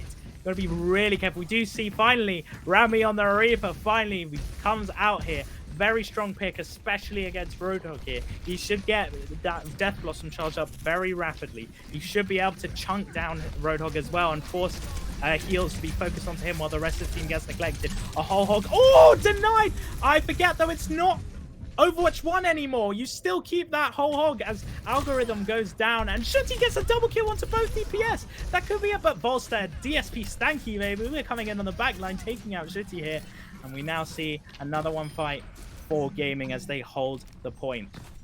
Yeah, it doesn't really matter if you get both DPS when they've broken roll lock and Volska's locked the third, and that's kind of been a consistent problem for them, right? He's been very good at getting into these aggressive positions and making life a little bit difficult for the opposing backline, as well as the opposing Sojourn. Widowmaker, when that's been brought out too, and this flexibility just to add to that depth, add to that kind of chaos factor for your squad is immeasurable. And now you're looking at the ultimate lineups. You've got the ultimate, you've got the Kiriko, you've got the Kitsune Rush, and it's coming out. Ooh, a bomb coming from Derpy does chunk out Algorithm a bit, and through that bomb is actually able to, Funnynin's able to finish him off, also taking down Shidopi as well. And there's another one fight. I keep on saying this, I feel like a broken record, but Gaming now finally stepping up on the third point. It's the third point is where it's at. They've still got a little bit of a push. 1 minute left on the board. Still a decent few meters left to push the payload on the side of Donuts. And we see a little Roadhog, cheeky Roadhog on the right, but Derpy just waiting, praying that somebody comes underneath here so he can completely delete their health ball. Algorithm possibly looking for a hook off the map, not quite. Billy won't fall for that, and there's a beat coming in from both teams. Whole hog coming from the side of Billy, pushes Algorithm away from the rest of the team, but eventually gets taken out by Rami's Reaper. That's what I'm talking about with the Reaper value. Great adaptation here. I want to see a hook into the pit here. Algorithm can't quite get a hook up in time before the Kiriko Weeble runs away here. As we see space being made from this Roadhog. We see Bolster pushing up, trying to peel, does get out with his life, just no hooks being landed on either side. Funnynin, oh no! Oh, was that a C9? Was that a C9 from Gaming? I believe it was. They had plenty of players able to touch, and they completely neglect the payload. I haven't seen a C9 in a while, and we finally got to see it. Oh, Gaming, they're going to be kicking themselves after that one. That's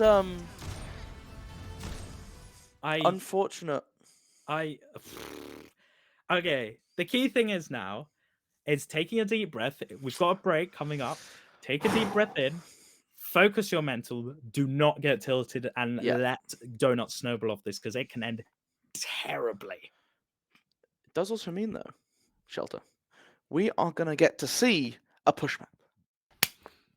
Yes, push time. We'll get to see it. That's what I like to see. Nepal could be on the cards. I'm excited. Anyway, we're going to have a break now. I need to recover from that C9 personally. It's getting a bit hot. We'll see you in about 3 minutes or so. Catch you in a bit.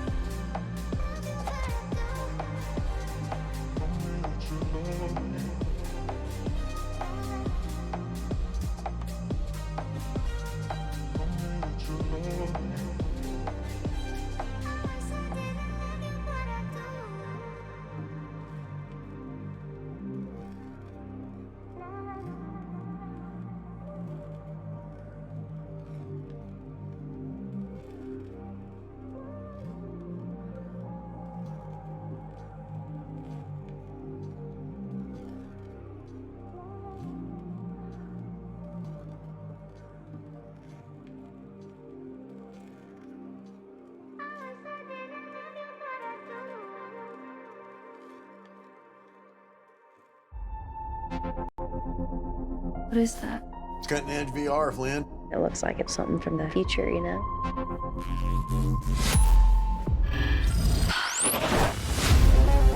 Flynn took a trip to future London, saw something she wasn't supposed to. Now people from there are trying to kill us.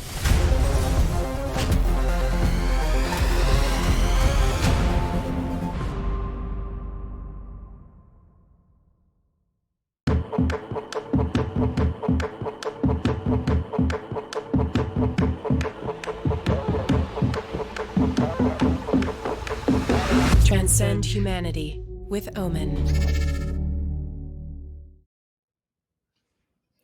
Hello, everybody. Welcome back.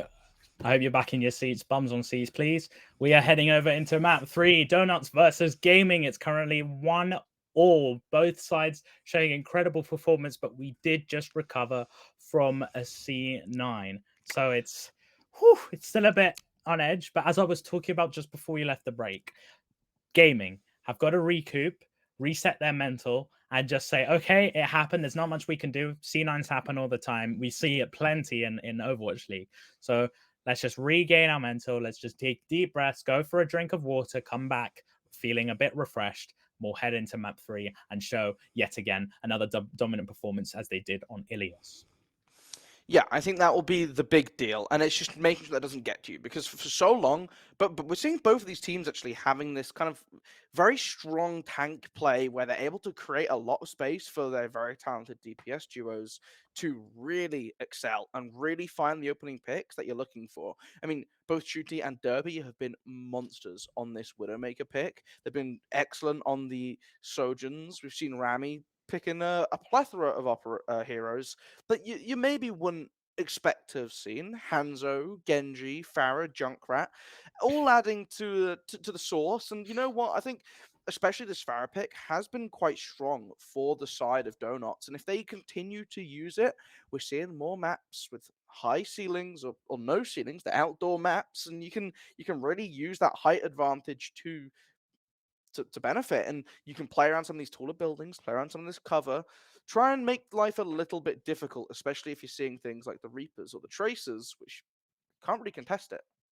I mean, 100%. And I believe we are heading over to Dorado next. So I think what you're saying is it's going to be seen yet again with Rami on the Pharah here, because Pharah first point is especially very it's a strong classic. with the bell tower used as cover. There's plenty of cover for her up in the air, which is a very rare thing to see in most Overwatch maps. So I'm going to say 75% sure we'll see Rami choose her as well. And in terms of the other heroes, though, I think Billy's got to be on the Winston, because as I said, it's Dorado. But the thing is, with the weird comps that Donuts are playing, they're trying to play kind of basically anti-dive, counter-dive. Do you think it's going to be as successful on Dorado as it was on King's Row?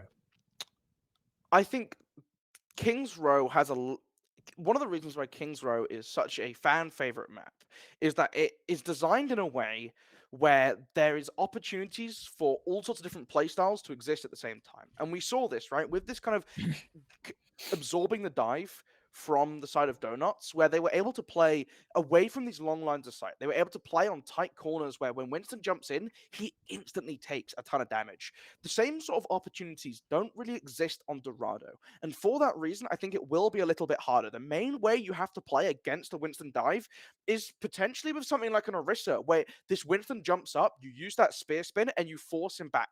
You just push him away, you shunt him onto the lower ground again, and you abuse that height advantage against a composition which usually has a pretty good time at taking that away from you, or at least contesting you on it. You try and force them away from that style of play. I don't know what the DPS line would see. Obviously your Sojourn, maybe if you're bringing out that Pharah, you have that extra knockback, you have that extra range and consistency, but I don't know, there's always opportunities for something like we're currently seeing Rami hovering over this Genji, where the wall climbing, the dashes really do help with verticality. Yeah, I'm going to be honest, I'm still not convinced about this Genji. I think his nerf really messed him up. He can't get that win condition of Blade nearly as fast, thanks to that damage nerf. He also gets hard counter by Winston. But then again, we are also seeing a Roadhog yet again, like we did last time, coming up from the side of gaming, and he may stick to it. I'm not sure. As I was saying, gaming on the reds here, on attack, Donuts on the blues, on defense. I'm excited here. Donuts look like they've actually gone semi-meta here. So no Fora, I stand corrected, as we see. Dino here. Actually, hold on. Yeah, we got a different main tank as well. I just realized. So we do see a Winston specialist on the side of Donuts. Dino here on the Winston. Kind of just getting a bit of poke, making a bit of space, but then having to force out. Derpy on the Echo as well. Very, very interesting. Just a lot of poke and spam, really, on the side of gaming. And they're hoping to just, like, utilize this poke and spam. So as soon as they do eventually dive, they get picked, they get the kills. Just kind of damage back and forth. Nothing really too much going on. I say that as Rami yet again gets picked out. It's just Genji's not it, man. It's just, I'm not feeling the Genji here. As Dino goes right in, trying to get this Sojourn here, trying to get funny. Can't quite seem to pick him up, so he's forced back out and eventually does get taken out here. Yeah, the adaptions coming in from the side of gaming, you know, you're bringing in that Echo, who is a criminally underrated hero, I find. I don't know why. It seems like people just have this sort of vendetta against her, where they just don't really ever see the value in it. But you're watching how quickly Dino's getting burnt down, right? The stickies followed up by the rail. I mean, that beam attack does so much damage, and Genji on the point trying to contest it, but again, just that health dropping so low, forced back so early on, as well, caught out by the chasing Winston. Shadowpea just trying to keep the point contested, but ultimately, I feel like it might be in their best interest just to give it up at this point, as they all getting low, cramming behind. Dino, he's down. The next to fall should be this Lucio, who's just for so long evading the attack. Not for much longer. And we have it. Gaming eventually picking up the first point on Dorado here with 3 ults coming up here. Nearly 4 pretty much, actually. Maybe even 5, as I say. They keep on going. They're all very, very close either way. Whereas Rami still, just after switching off McCree, doesn't really have any ults to work with. So this could be another one fight coming up for the side of gaming if they obviously utilize their ults correctly. As we see Billy just kind of, Billy, sorry, kind of just making space here on the high ground, just pushing the team back, trying to get as much space for the cart as possible. Dino here, dropping in, actually committing jump, which is surprising, but he's got Primal here, eventually going for the funning in, and actually takes him down here. An overclock, also from Shooty, taking down Derpy and Derpy's Echo counterpart. And I think that's just Donuts holding off gaming right here and here on this corner. Well, this payload no longer going to be making any progress, as it will start to roll back. Haven't touched it in quite a little bit of time, and now you see Dino just waiting on this low ground. You'd expect to maybe see him on the high ground. The recall forced out of Derpy very early on, no longer wanting to rush the Echo. The Kitsune rush coming in from the side of Phantom, though, who's instantly brought to low HP, able to evade, and a dodge just drop back onto the back line, but instantly chased down by Billy, who is not relenting on shutting down this back line. The stick coming through from Rami will be the thing to knock him into death, but still just waiting around, still just trying to survive, and the payload rolling a little bit as Rami gets another. Nice picks from Rami here, showing that McCree is still good. Sorry, I correct myself. Cassidy, I forget, man. I'm an OG Overwatch player. But he's now got the High Noon coming up here. Not the best ultimate in the game, but you could still get a lot of value, especially if you combine it with a Lucio speed boost. McCree does still run faster with that High Noon speed boost. I keep on calling McCree. I apologize. Cassidy, I got to drill that into my brain. Cassidy does get the High Noon build. Oh, beautiful pick onto Duppy. Duppy failing to get any value with the pulse bomb as well, and that denies a huge ultimate. Funny in though, with the overclock, taking down Shooty, Billy as well taking down Phantom, and Volster getting the pick onto Rami as well. Dino does eventually get a kill onto Weebog, but that's about it on the side of Donuts as Billy and Funny clear up the rest of the team. Yeah, it's interesting what this Cassidy pick's coming in for, right? As well, Shooty tried to get him to contest and died pretty quickly. And that's just going to be the signal for the rest of Donuts just to fall back. They're going to regroup as 5, try and wait for this respawn to come through. The Sticky nearly landing the kill. The Primal Rage keeping them alive and jumping straight back in as the High Noon comes through the speed boost to try and get a pick. Well, Derpy tried to escape it, blinked straight into it. Yeah, I'm not sure Trace is 100% the best idea, especially, I mean, Cassidy known to be a good counter into Tracer. I mean, less so now that the flashbang has gone from a CC just to a full damage sort of thing, but it's still very, very, very good. Funninen still getting a double kill here. Triple kill, make that. Could this be a Quadra? There's the Quadra. Beautiful plays. Sojourn being proven to be, yet again, a very busted DPS. Keeping Funninen on the Sojourn looks to be gaming's absolute win condition. Exceptional plays, great mechanical skill here. And now we have four or so ultimates now coming up on the side of gaming, while Donuts only have 3 here. And there comes the dive from Dino as he charges up Primal. A beat coming from Volster in return. And Shadopi with the beat as well. Both Kitsune's out now, so the rate of fire is incredibly increased in this battlefield. As we see Dino just really pushing, trying to get his ult pop, but there's the Weeble left one. Juti with a beautiful push bomb, but Derby also with a push bomb in return. Dino then gets a double, and that should be Donuts with the winning fight. Mucho colors. That's the best way to describe that. And now you're seeing the tail end of this fight. They're looking for poke. They're looking to try and rebuild up these ultimates. I mean, Derpy already at 32%, Shooty at 24%. Those pulse bombs build so quickly, and if you can turn that into consistent advantages, into consistent picks, well, it's a little bit scary as the pulse bomb, the Winston coming through, the Primal Rage being popped just to keep him alive, and now everyone in this small little room is going to be taking a little bit of knockback damage, but the rest of the team have just charged on through, trying to get towards this payload. The Primal Rage going deep into the back line, but not really finding any picks. It's going up all in favor of the Donuts, and seeing Cassidy trying to finish off that blow, but this time is still taking away the High Noon back up, the overclock available to Funny on the other side of the table, and it will be interesting to see. I mean, we've seen Funny get massive value out of this railgun, right? Where he's able to land these pulse shots to just very, very efficiently shut down these dangerous members, shut down Rami, shut down Phantom. Can he do it again? Well, that's the question we all want to see. We soon see High Noon on the high ground, very strong. How many people can he get? 1, 2, 3! 3 kills from Rami, instantly shutting down the push from Gaming. Oh my gosh, and getting a 5th. Oh, I'm speechless. Beautiful, rare High Noon value. Rare High Noon value. That's what we love to see. You gotta keep an eye on this Kree. Track those ultimate cooldowns, please. Otherwise, that sort of stuff happens. And Rami proving, hey, Cassidy is in this game. Cassidy is still part of this. I again apologize. I struggle with it. I've got it ingrained in my brain as Kree, so I am gonna remind to just apologize and say it is Cassidy. Billy also taking down Dino here, and we've got a Kitsune on the side of Phantom getting taken out. Shitty with a, can he get anything with this pulse bomb here? They are grouped up, force the recall, so I'm not sure if they're going in. It's too much of a good idea right here as the beat comes down from Shadopi. There comes the stick. Oh, can't quite, thanks to a beautiful beat from Volster. Denies any pick. And Shitty is just left here in the back line, just picking down as Dino goes in, immediately gets taken down by Funninen's Sojourn. Billy also getting a pick on Shadopi. Funninen getting another onto Rami. And Billy finally taking out Shitty. That should be the final point, getting picked up on the side of Gaming. Gaming getting 3 points on Dorado.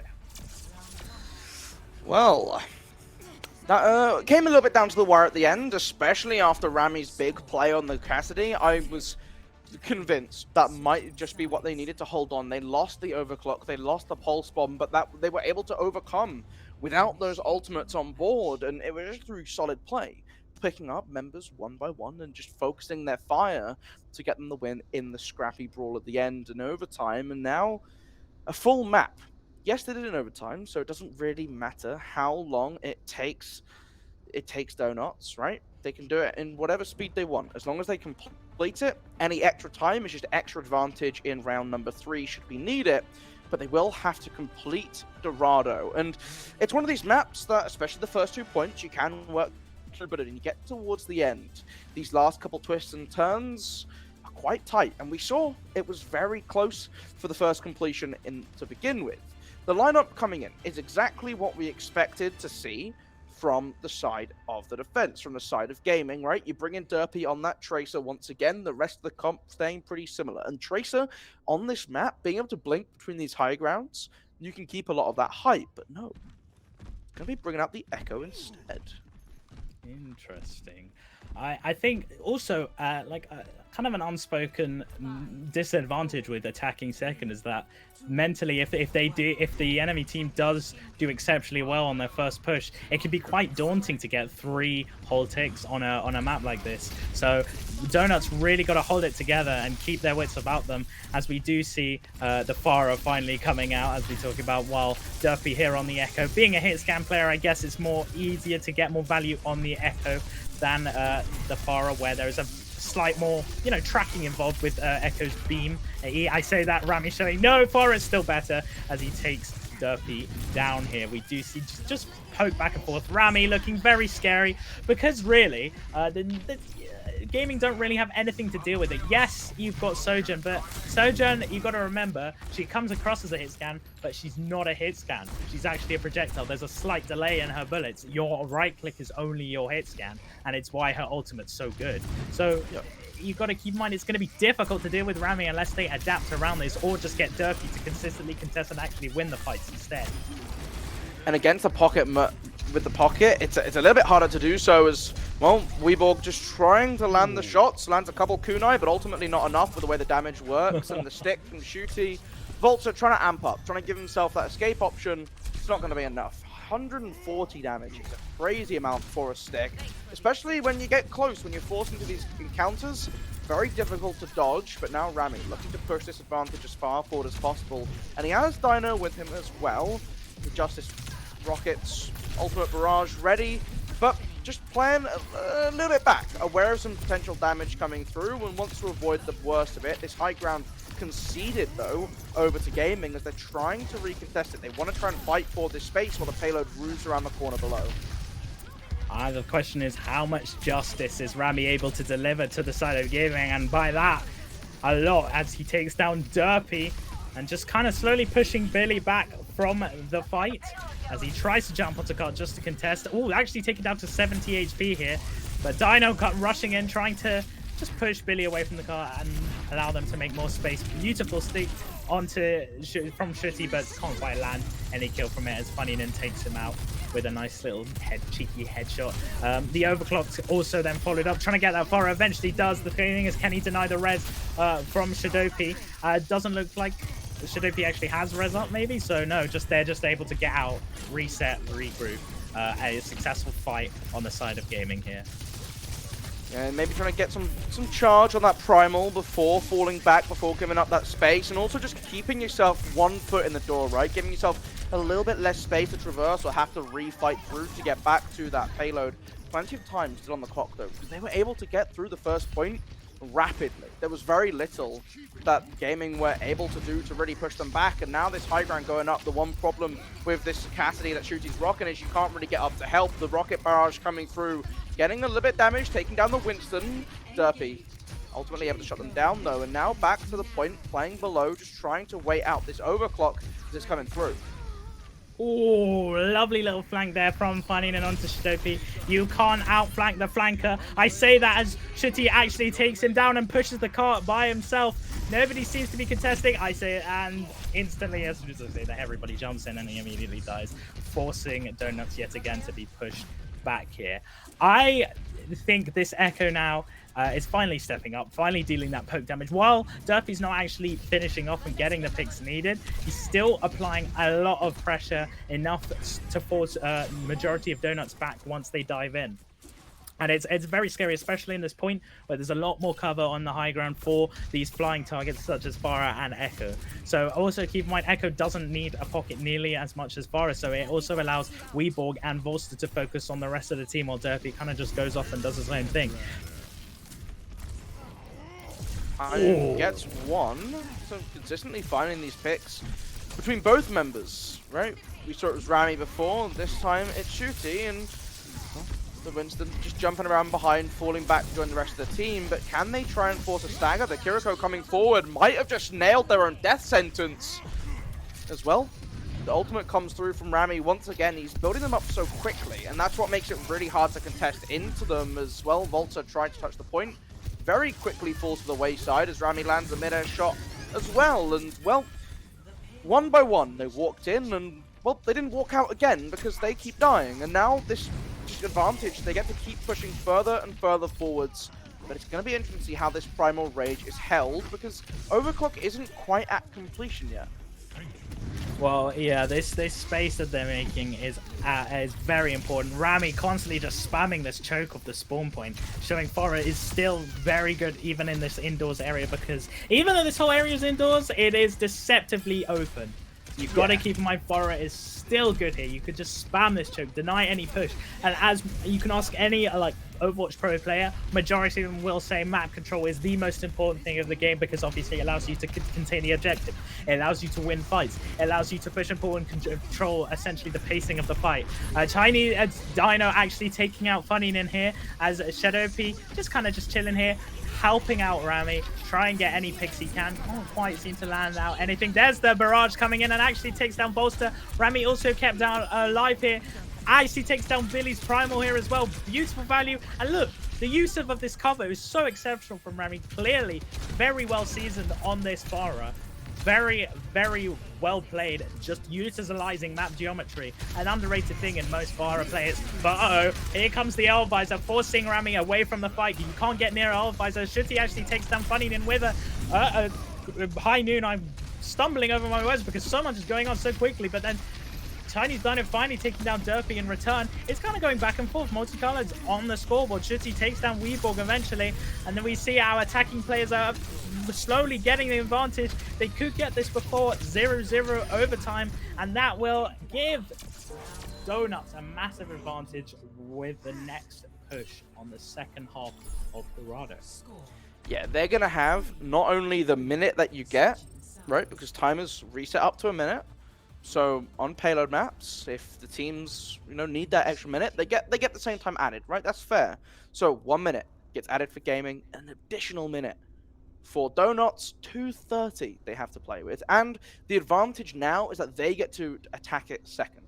So they will be setting themselves up on the defense because they have more time in the bank, which means they know exactly how far their opponents are going to be able to push this within the minute that they have. The lineup coming through, once again, rocking this Farah, this time on the defense. And I mean, look, it speaks for itself. We saw how dominant Rami was able to be on this Farah pick. You have Shidopi pocketing him with that Mercy, and just the amount of damage, the amount of just chaos that ensued from that pick, where it was so difficult for to lock it down. And I think what I really want to see here is when they recognize that this Farah is coming out, maybe Derpy needs to pick something else that's a little bit more reliable than the Soldier. I think the Widowmaker could be something that comes through and really helps them out, especially not necessarily for picking up the Farah, but for picking up the Mercy, because so many Mercy players are very comfortable to sit, holding their space bar. They will glide around, and they're not too worried about adjusting their height or dropping themselves down and moving sporadically in the air. That Widowmaker punishes that heavily. Yeah, 100%. I think you're bang on the nail there. The Widowmaker would be an amazing pick over Tracer here, but I mean, they're not to know. They don't know that they're coming out to CFR, but they are on the attacking side, which gives them the advantage of easy switches. And I think Derpy should be able to swap off here rather than staying on him. But we'll see. If it ain't broke, don't fix it, says Rami as he sticks onto the Farah. And Dorado, apart from second point, really has defined choke points, allowing for this rocket spam, as proven, being so effective here. As Dino's taken down to such low HP, immediately gets taken out by Billy's follow-up. Billy, though, himself only left on 100 HP, but thankfully the rest of his team is there to heal him. Rami taking down Voltso in return, and Shidopi getting the res onto Chinese Dino, so allowing him to come back into the fight and actually manages to help assist Shooty and taking down Weeborg. There's their main source of healing down.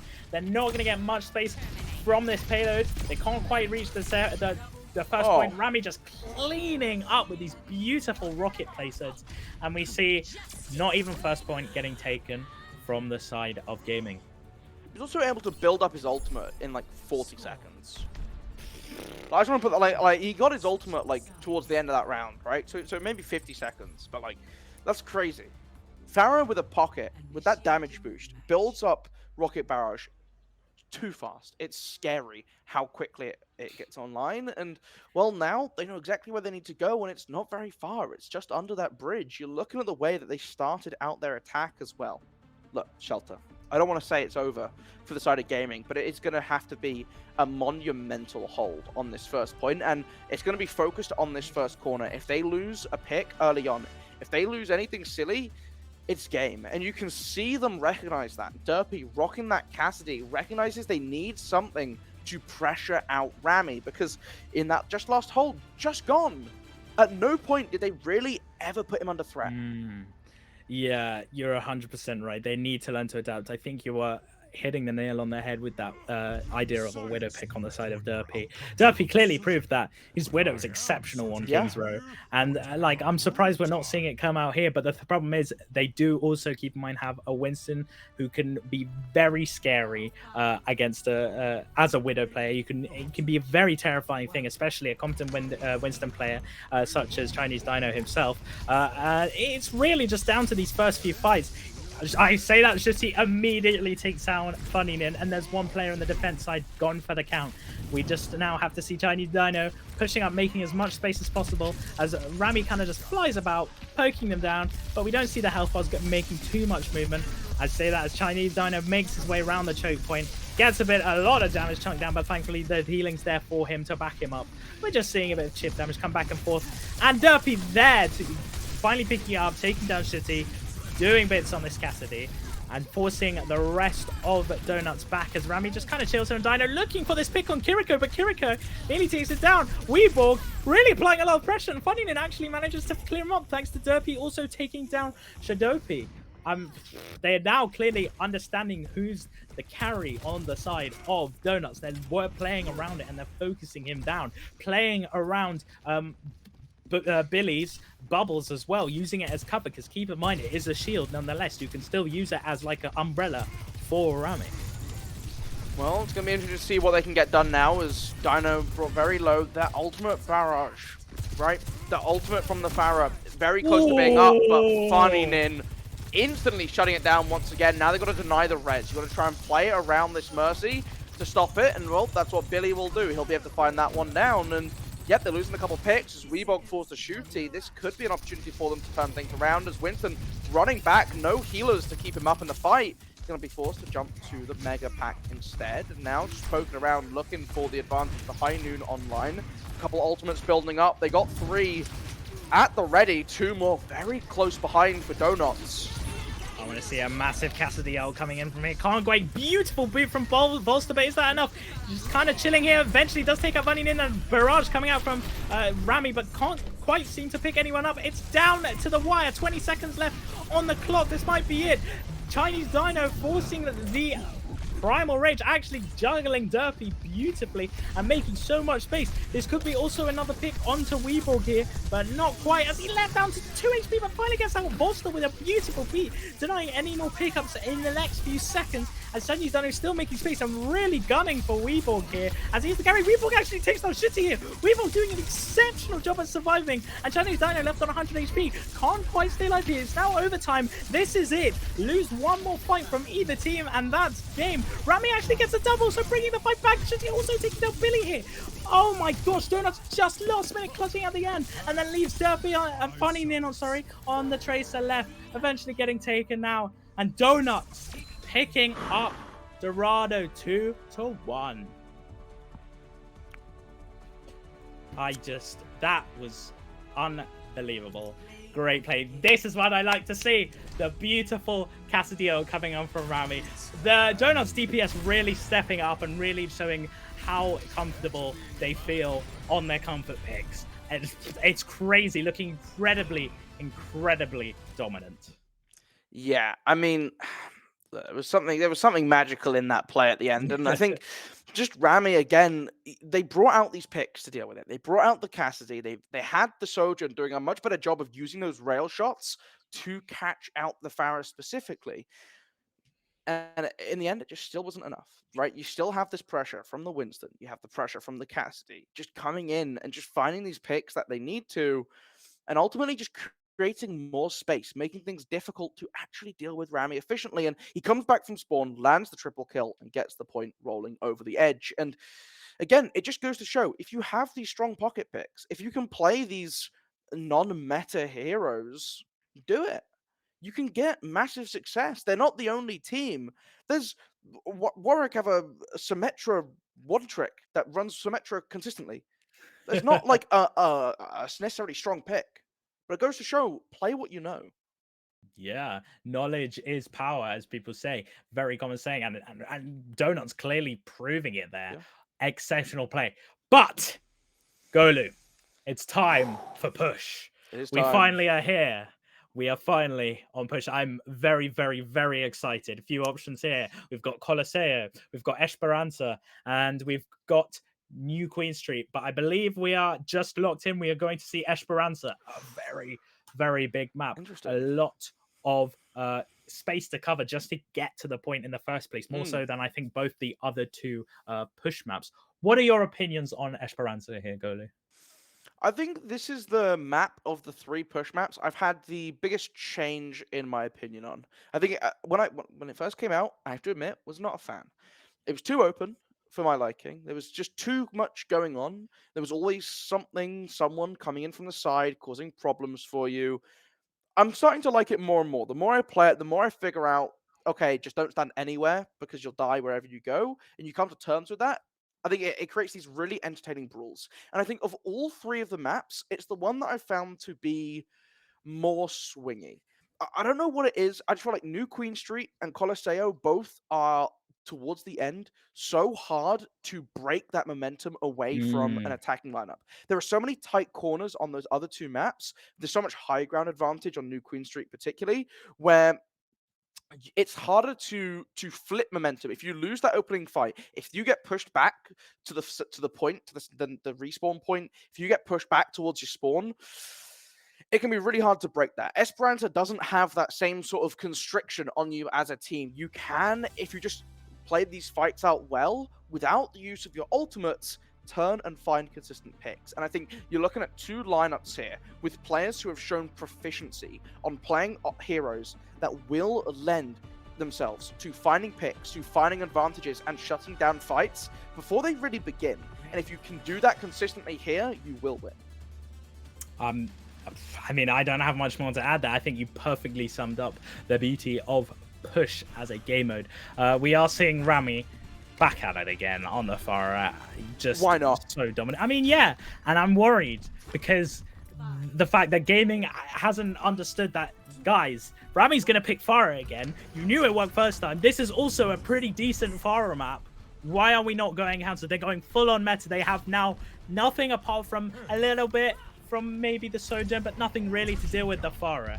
Come on, guys. You should adapt better. You should predict better. Especially this first point is still very important. Not nearly as important as control, but it's still important to win these fights as we start the first fight with Rami yet again picking up Funninen, and that's DMing's only chance of actually killing this Farah, really, I would say, down for the count. As Shitty gets dived upon from Billy, kind of just harassed, but he's able to get out because beautiful healing, actually beautiful headshot from Shitty onto the vault, so eventually gets taken out by Reborn, but Rami returns the favor and avenges his fallen brother as he boots Derpy away from that Reaper, but a good advantage of that close range dual wield, terrifying shotguns that we all know and love about Reaper. He then eventually takes him out as Billy takes down Phantom, and Shinobi gets her cheeky res on Shitty, allowing for Donuts to kind of snowball. Ooh! And there we go. Funninen finally stepping up and actually taking down Rami. It's not really enough, though. It's after the fight's already finished. They've already lost. Well, now they have this space to play with, and you can see Dino, he's torn.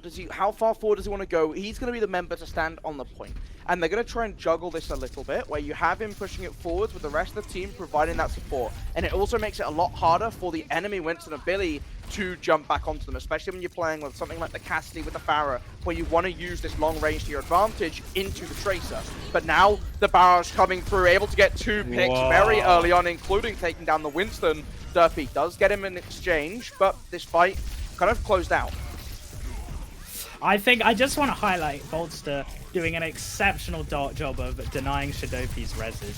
Really just putting a lot of pressure. I mean, Chinese Dino is clearly just making a lot of space for the team, but just was doing an exceptional job on this Lucio in general throughout all of these games. I don't think we've given him enough love as it is. Even though Gaming aren't doing too hot themselves, we do see a primary rage coming from Dino, but I doubt he's going to pop it because the rest of the team are pretty much already dead. And we see Gaming finally take over the robot and get the robot pushed in the opposite direction. And now Derpy looking to use this trade to use the speed and the agility to push as far forwards as possible. Try and take down Rami if possible. Didn't net the kill, but did get a bit of damage. Did push them quite far back, and now can get this cart moving themselves, can start to push the robot as well. How are the Donuts going to be able to recontest here as already Winston, Billy jumping into their back line and Primal raging? There it is, beautiful primary race. We do see a high noon coming on from Shitty's Cassidy as well. Can't quite seem to land anything though, unfortunately. He gets boots down from high ground, lands a beautiful stick onto Funninin, who Rami's able to clean up.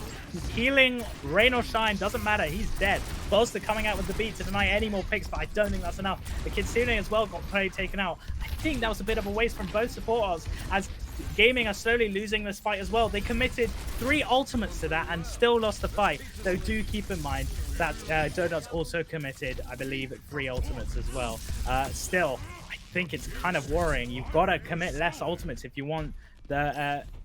you got to commit less ultimates in the team if you want to be able to snowball, even if you lose a fight. It's just really not looking good now here for Gaming, especially since Derpy and Funninin still on this odd DPS duo, especially against Hafara. I mean, the Soldier's perfectly fine, but this Tracer, I'm not 100% sure about. It's good to deal with the tree, but that's about it. They're really trusting and putting a lot of pressure on Funninin to actually manage this far and deal with Rami. As we see a potential barrage coming up from back lane. They are aware of him, though. They've highlighted him, and he's now on 30 HP. Beautiful pick. Clean up from Derpy as well. That was teamwork at its finest. But a flanking high noon coming up from Shitty. Doesn't quite seem to land anybody, and there's a res coming up from Shadopi. And still has the ultimate if they need to invest it to win out the fight. Trying to move the robot, but will use it just to finish off Billy. Quickly shut down by Volta as well, though, making things just a little bit more interesting. Derpy is going to decide to fall back. Weeborg, he's on the point, trying to buy as much time as possible, I guess. You know what, the rest of the team's dead. Try and get it. You die quickly, you respawn with them. Sure, makes sense. Volta has to be very careful not to get staggered here, because that could really hurt things up. But with the mobility that Lucio has, you can only see him flying through the air at Mach 10 just to rejoin the rest of the squad. As you're about to touch this point, can Winston, you want to try and jump on, you want to try and deny them from getting that short respawn, and they're able to do so. There we go, another fight beginning on the decline of Chinese Dino, instantly taking a pick of Funninin. No ults needed at all. It doesn't matter. Shitty with the flank. Nice little flanks coming in from Esperanza, especially a good map to do so with a lot of cover from the flanking positions. Barely actually taking down Phantom, but Rami returns the favor onto him. A res coming up from Shadopi, and this is the thing when you have a Mercy on your team, one pick doesn't necessarily matter. As we, even closer pulse bomb, but neither the flash nor the pulse bomb can actually take anybody down. As Rami eventually cleans up Derpy, and Donuts win yet another fight, allowing for them to get the good spawn. The important thing, though, is that you touch the point, that robot sits idle for a little bit of time. So that buys the side of Gaming the time they need to reset up their formation, to get to these forward positions. And it will be interesting this next fight. You have the beat drop available for Voltsa, but without the Lucio to meet them on the other side, it's a lot harder to have that same survivability inside these team fights. Both Kitsune rushes are used. Yeah, I mean, both Kitsune rushes are used, but Rami and Derpy capitalizing them both individually. I don't actually think the Kitsune rush actually got Rami, but it doesn't matter. Funninin takes out Phantom. Rami returns the favor onto Derpy, but Volta takes out Shadopi. Main support battles at its finest. Chinese Dino does pick up Funninin, but Billy takes down Chinese Dino, and that will allow Gaming to, I think, eventually capture the point and slowly push the robot back to where? To the middle. Sorry, I'm having brain farts all around. We do see only one ultimate on the side of Gaming, though, while Donuts are actually coming up to 2 here with the Cassidy High Noon and the Farah Rocket Barrage. But we'll see how they utilize, because as I said before, you can use as many ults in the world, but it's all about how they're utilized and how they capitalized. Rami's really got to go on the flank here, or just go for the straight front and allow Zhuti to go on the flank, which is frequently seen. Funnynin immediately takes out Rami, denying an ultimate. Now it's up to Foster to actually deny Shadobi from getting the res, and I think he actually did successfully. There's a high noon from Zhuti. I don't think that's going to see a lot of value as it's way too far away. We're just going to wait for the rest of gaming to push, but they're smart enough not to peek that. We don't see any value coming from as Weevil takes down Chinese Dino. Whew. Lovely plays from gaming. The important thing, though, is having that high noon and just holding on to it denies them walking out, which gives Rami the opportunity to get back. And with how quickly Winston can move around, you would chuck in those jumps. He'll be back early as well, and they should be able to get back to contest this point with the rocket barrage available should they choose to use it.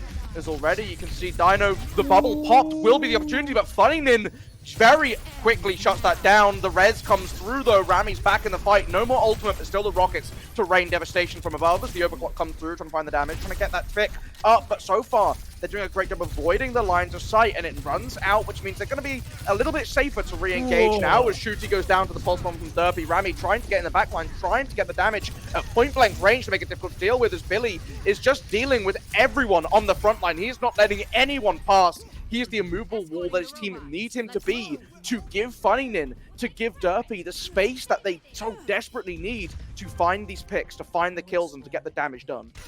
Winston cleave, baby. An underrated thing about Winston, and as most Winston mains know, it's exceptional when done right. You can get so much damage off from just multiple ticks from multiple people and get that ultimate charge just farm. There's double Kitsuna coming out, and Funnynin again instantly being taken down, consistently being the first blood in these team fights. Really not looking good on him. Maybe he's getting a bit tired. I don't know. Weebog also takes out Phantom, and there's Gaming retaking the clock. No, sorry. Keeper, they're consistently pushing up. Rami actually does take out Bolster, and that's an important speed down. Billy also taking down Shitty. So it's kind of just going back and forth. These team fights are getting so messy. I think fatigue is slowly hitting as Funnynin does eventually come back, because thanks to forward spawns, taking down Rami and forcing the rest of Donuts back. Another stick onto Chinese Dino to ensure that kill, but I think that might have been a little bit overkill, because I think he was dead either way. Derpy actually picking up a double kill. That's what I'm talking about. Derpy's hit, scan, and tracer looking so good. Billy also finishing off Phantom to allow the Gaming to pick up the rest of the fight. And this is just back and forth. The beauty of push. This is what we like to see. And now Derpy looking for the off angle. No pulse bomb available, which makes things a little bit harder, but Funnynin just immediately shuts down Rami, and this is where it gets dangerous with the overclock being invested, trying to find the pick onto the Tracer if they can, trying to shut down Suti, who will fall to Billy, and Funnynin able to finally be clocked down as well. Dino doing as much as he can to try and stay alive, popping the primal range just to keep this contest alive, try and keep his team on this point for as long as they can, because there is 25 seconds between them and the end of this map, and so far they are not in the driving seat. They are not winning it out. I mean, it's hilarious to watch Funnynin play this, because he gets an incredibly value pick, then dies, then comes back, gets an incredibly value pick, then dies, then comes back. It's a repeat. It's been going on this whole game. 10 seconds left on the board. It's really not looking good for Donuts. They really got to step out here and win this team fight. It's all or nothing now. They've only got 2 ults to work with. Beat Blossom, though, very valuable. As long as they track that Susu from Weeborg, they could capitalize on this. Here we go. Both bubbles coming up from both Winstons. Nothing really seems to be made. We do see Donuts actually retaking a point, thanks to the fact that they've just made more space. Simple as. There's the Kitsune, and there's the B returning the favor of the Kitsune. We do see both Kitsunes coming out here. Oh, no, sorry. I lied. Phantom still holding it. There's the second Kitsune. We see also Rami getting taken down here. Can't quite seem to get any value from the Death Blossom, and that might be it. That might be Gaming picking up push. We might see a 5th map here. Exciting stuff. Both bubbles down again from the Winston. Funnynin yet again getting an important pick. Billy also taking down Shadopi. Both of them, Shooty and Shadopi down. Billy then following up with Phantom on the board. Gaming getting kicks all around. And there we go. Esperanza going in favor of Gaming. 2-2, baby. We're going to a 5th map. Yeet! And that early advantage that Donuts have built themselves up, they got the first point. They were able to push themselves further forwards. You just see too many of these fights would open up with Funnynin just getting an all-important pick, being able to get that advantage, being able to shut down their opponent. And that was all that they needed to do. Just consistently get these picks and roll that objective as far as they could, forcing them off of that Farah in the end because they just weren't getting the value that they seeked from it. So, as far as what I'm aware of now, after watching these teams fight for 4 maps, gaming are exceptionally good at sort of the team-based plays, the more working as a team, coercing, ensuring space is made, capitalizing on a single target, and especially with Funny Nin's picks, running forward once they get that advantage and just snowballing. Whereas the side of Donuts, they're really good at death matching. Rami's Farah looking incredibly dominant in 1v1s because they can. Like, it's Farah. They don't have much to deal with apart from Derpy's Widow or Funny Nin's Sojourn, which the Widow isn't coming out, and Funny Nin kind of focusing on other targets at the minute. But still, a push map, very important for team play because it's all about back and forth. It's a tug of war. And with a game of tug of war, you win as a team, you don't win solo. So gaming looking incredibly dominant. But we're now on control. So it's all down to this. And I would personally say it's all down to the first fight, where Donuts never looked too strong on this first fight. So my guess is, I'm going to make a little guess, we are going to see gaming pick up this, but I don't know. Anyway, I need a break from that. Very exciting stuff. Map 5. We need to recoup, get ready for more casting, more fun stuff. We'll see you in a bit.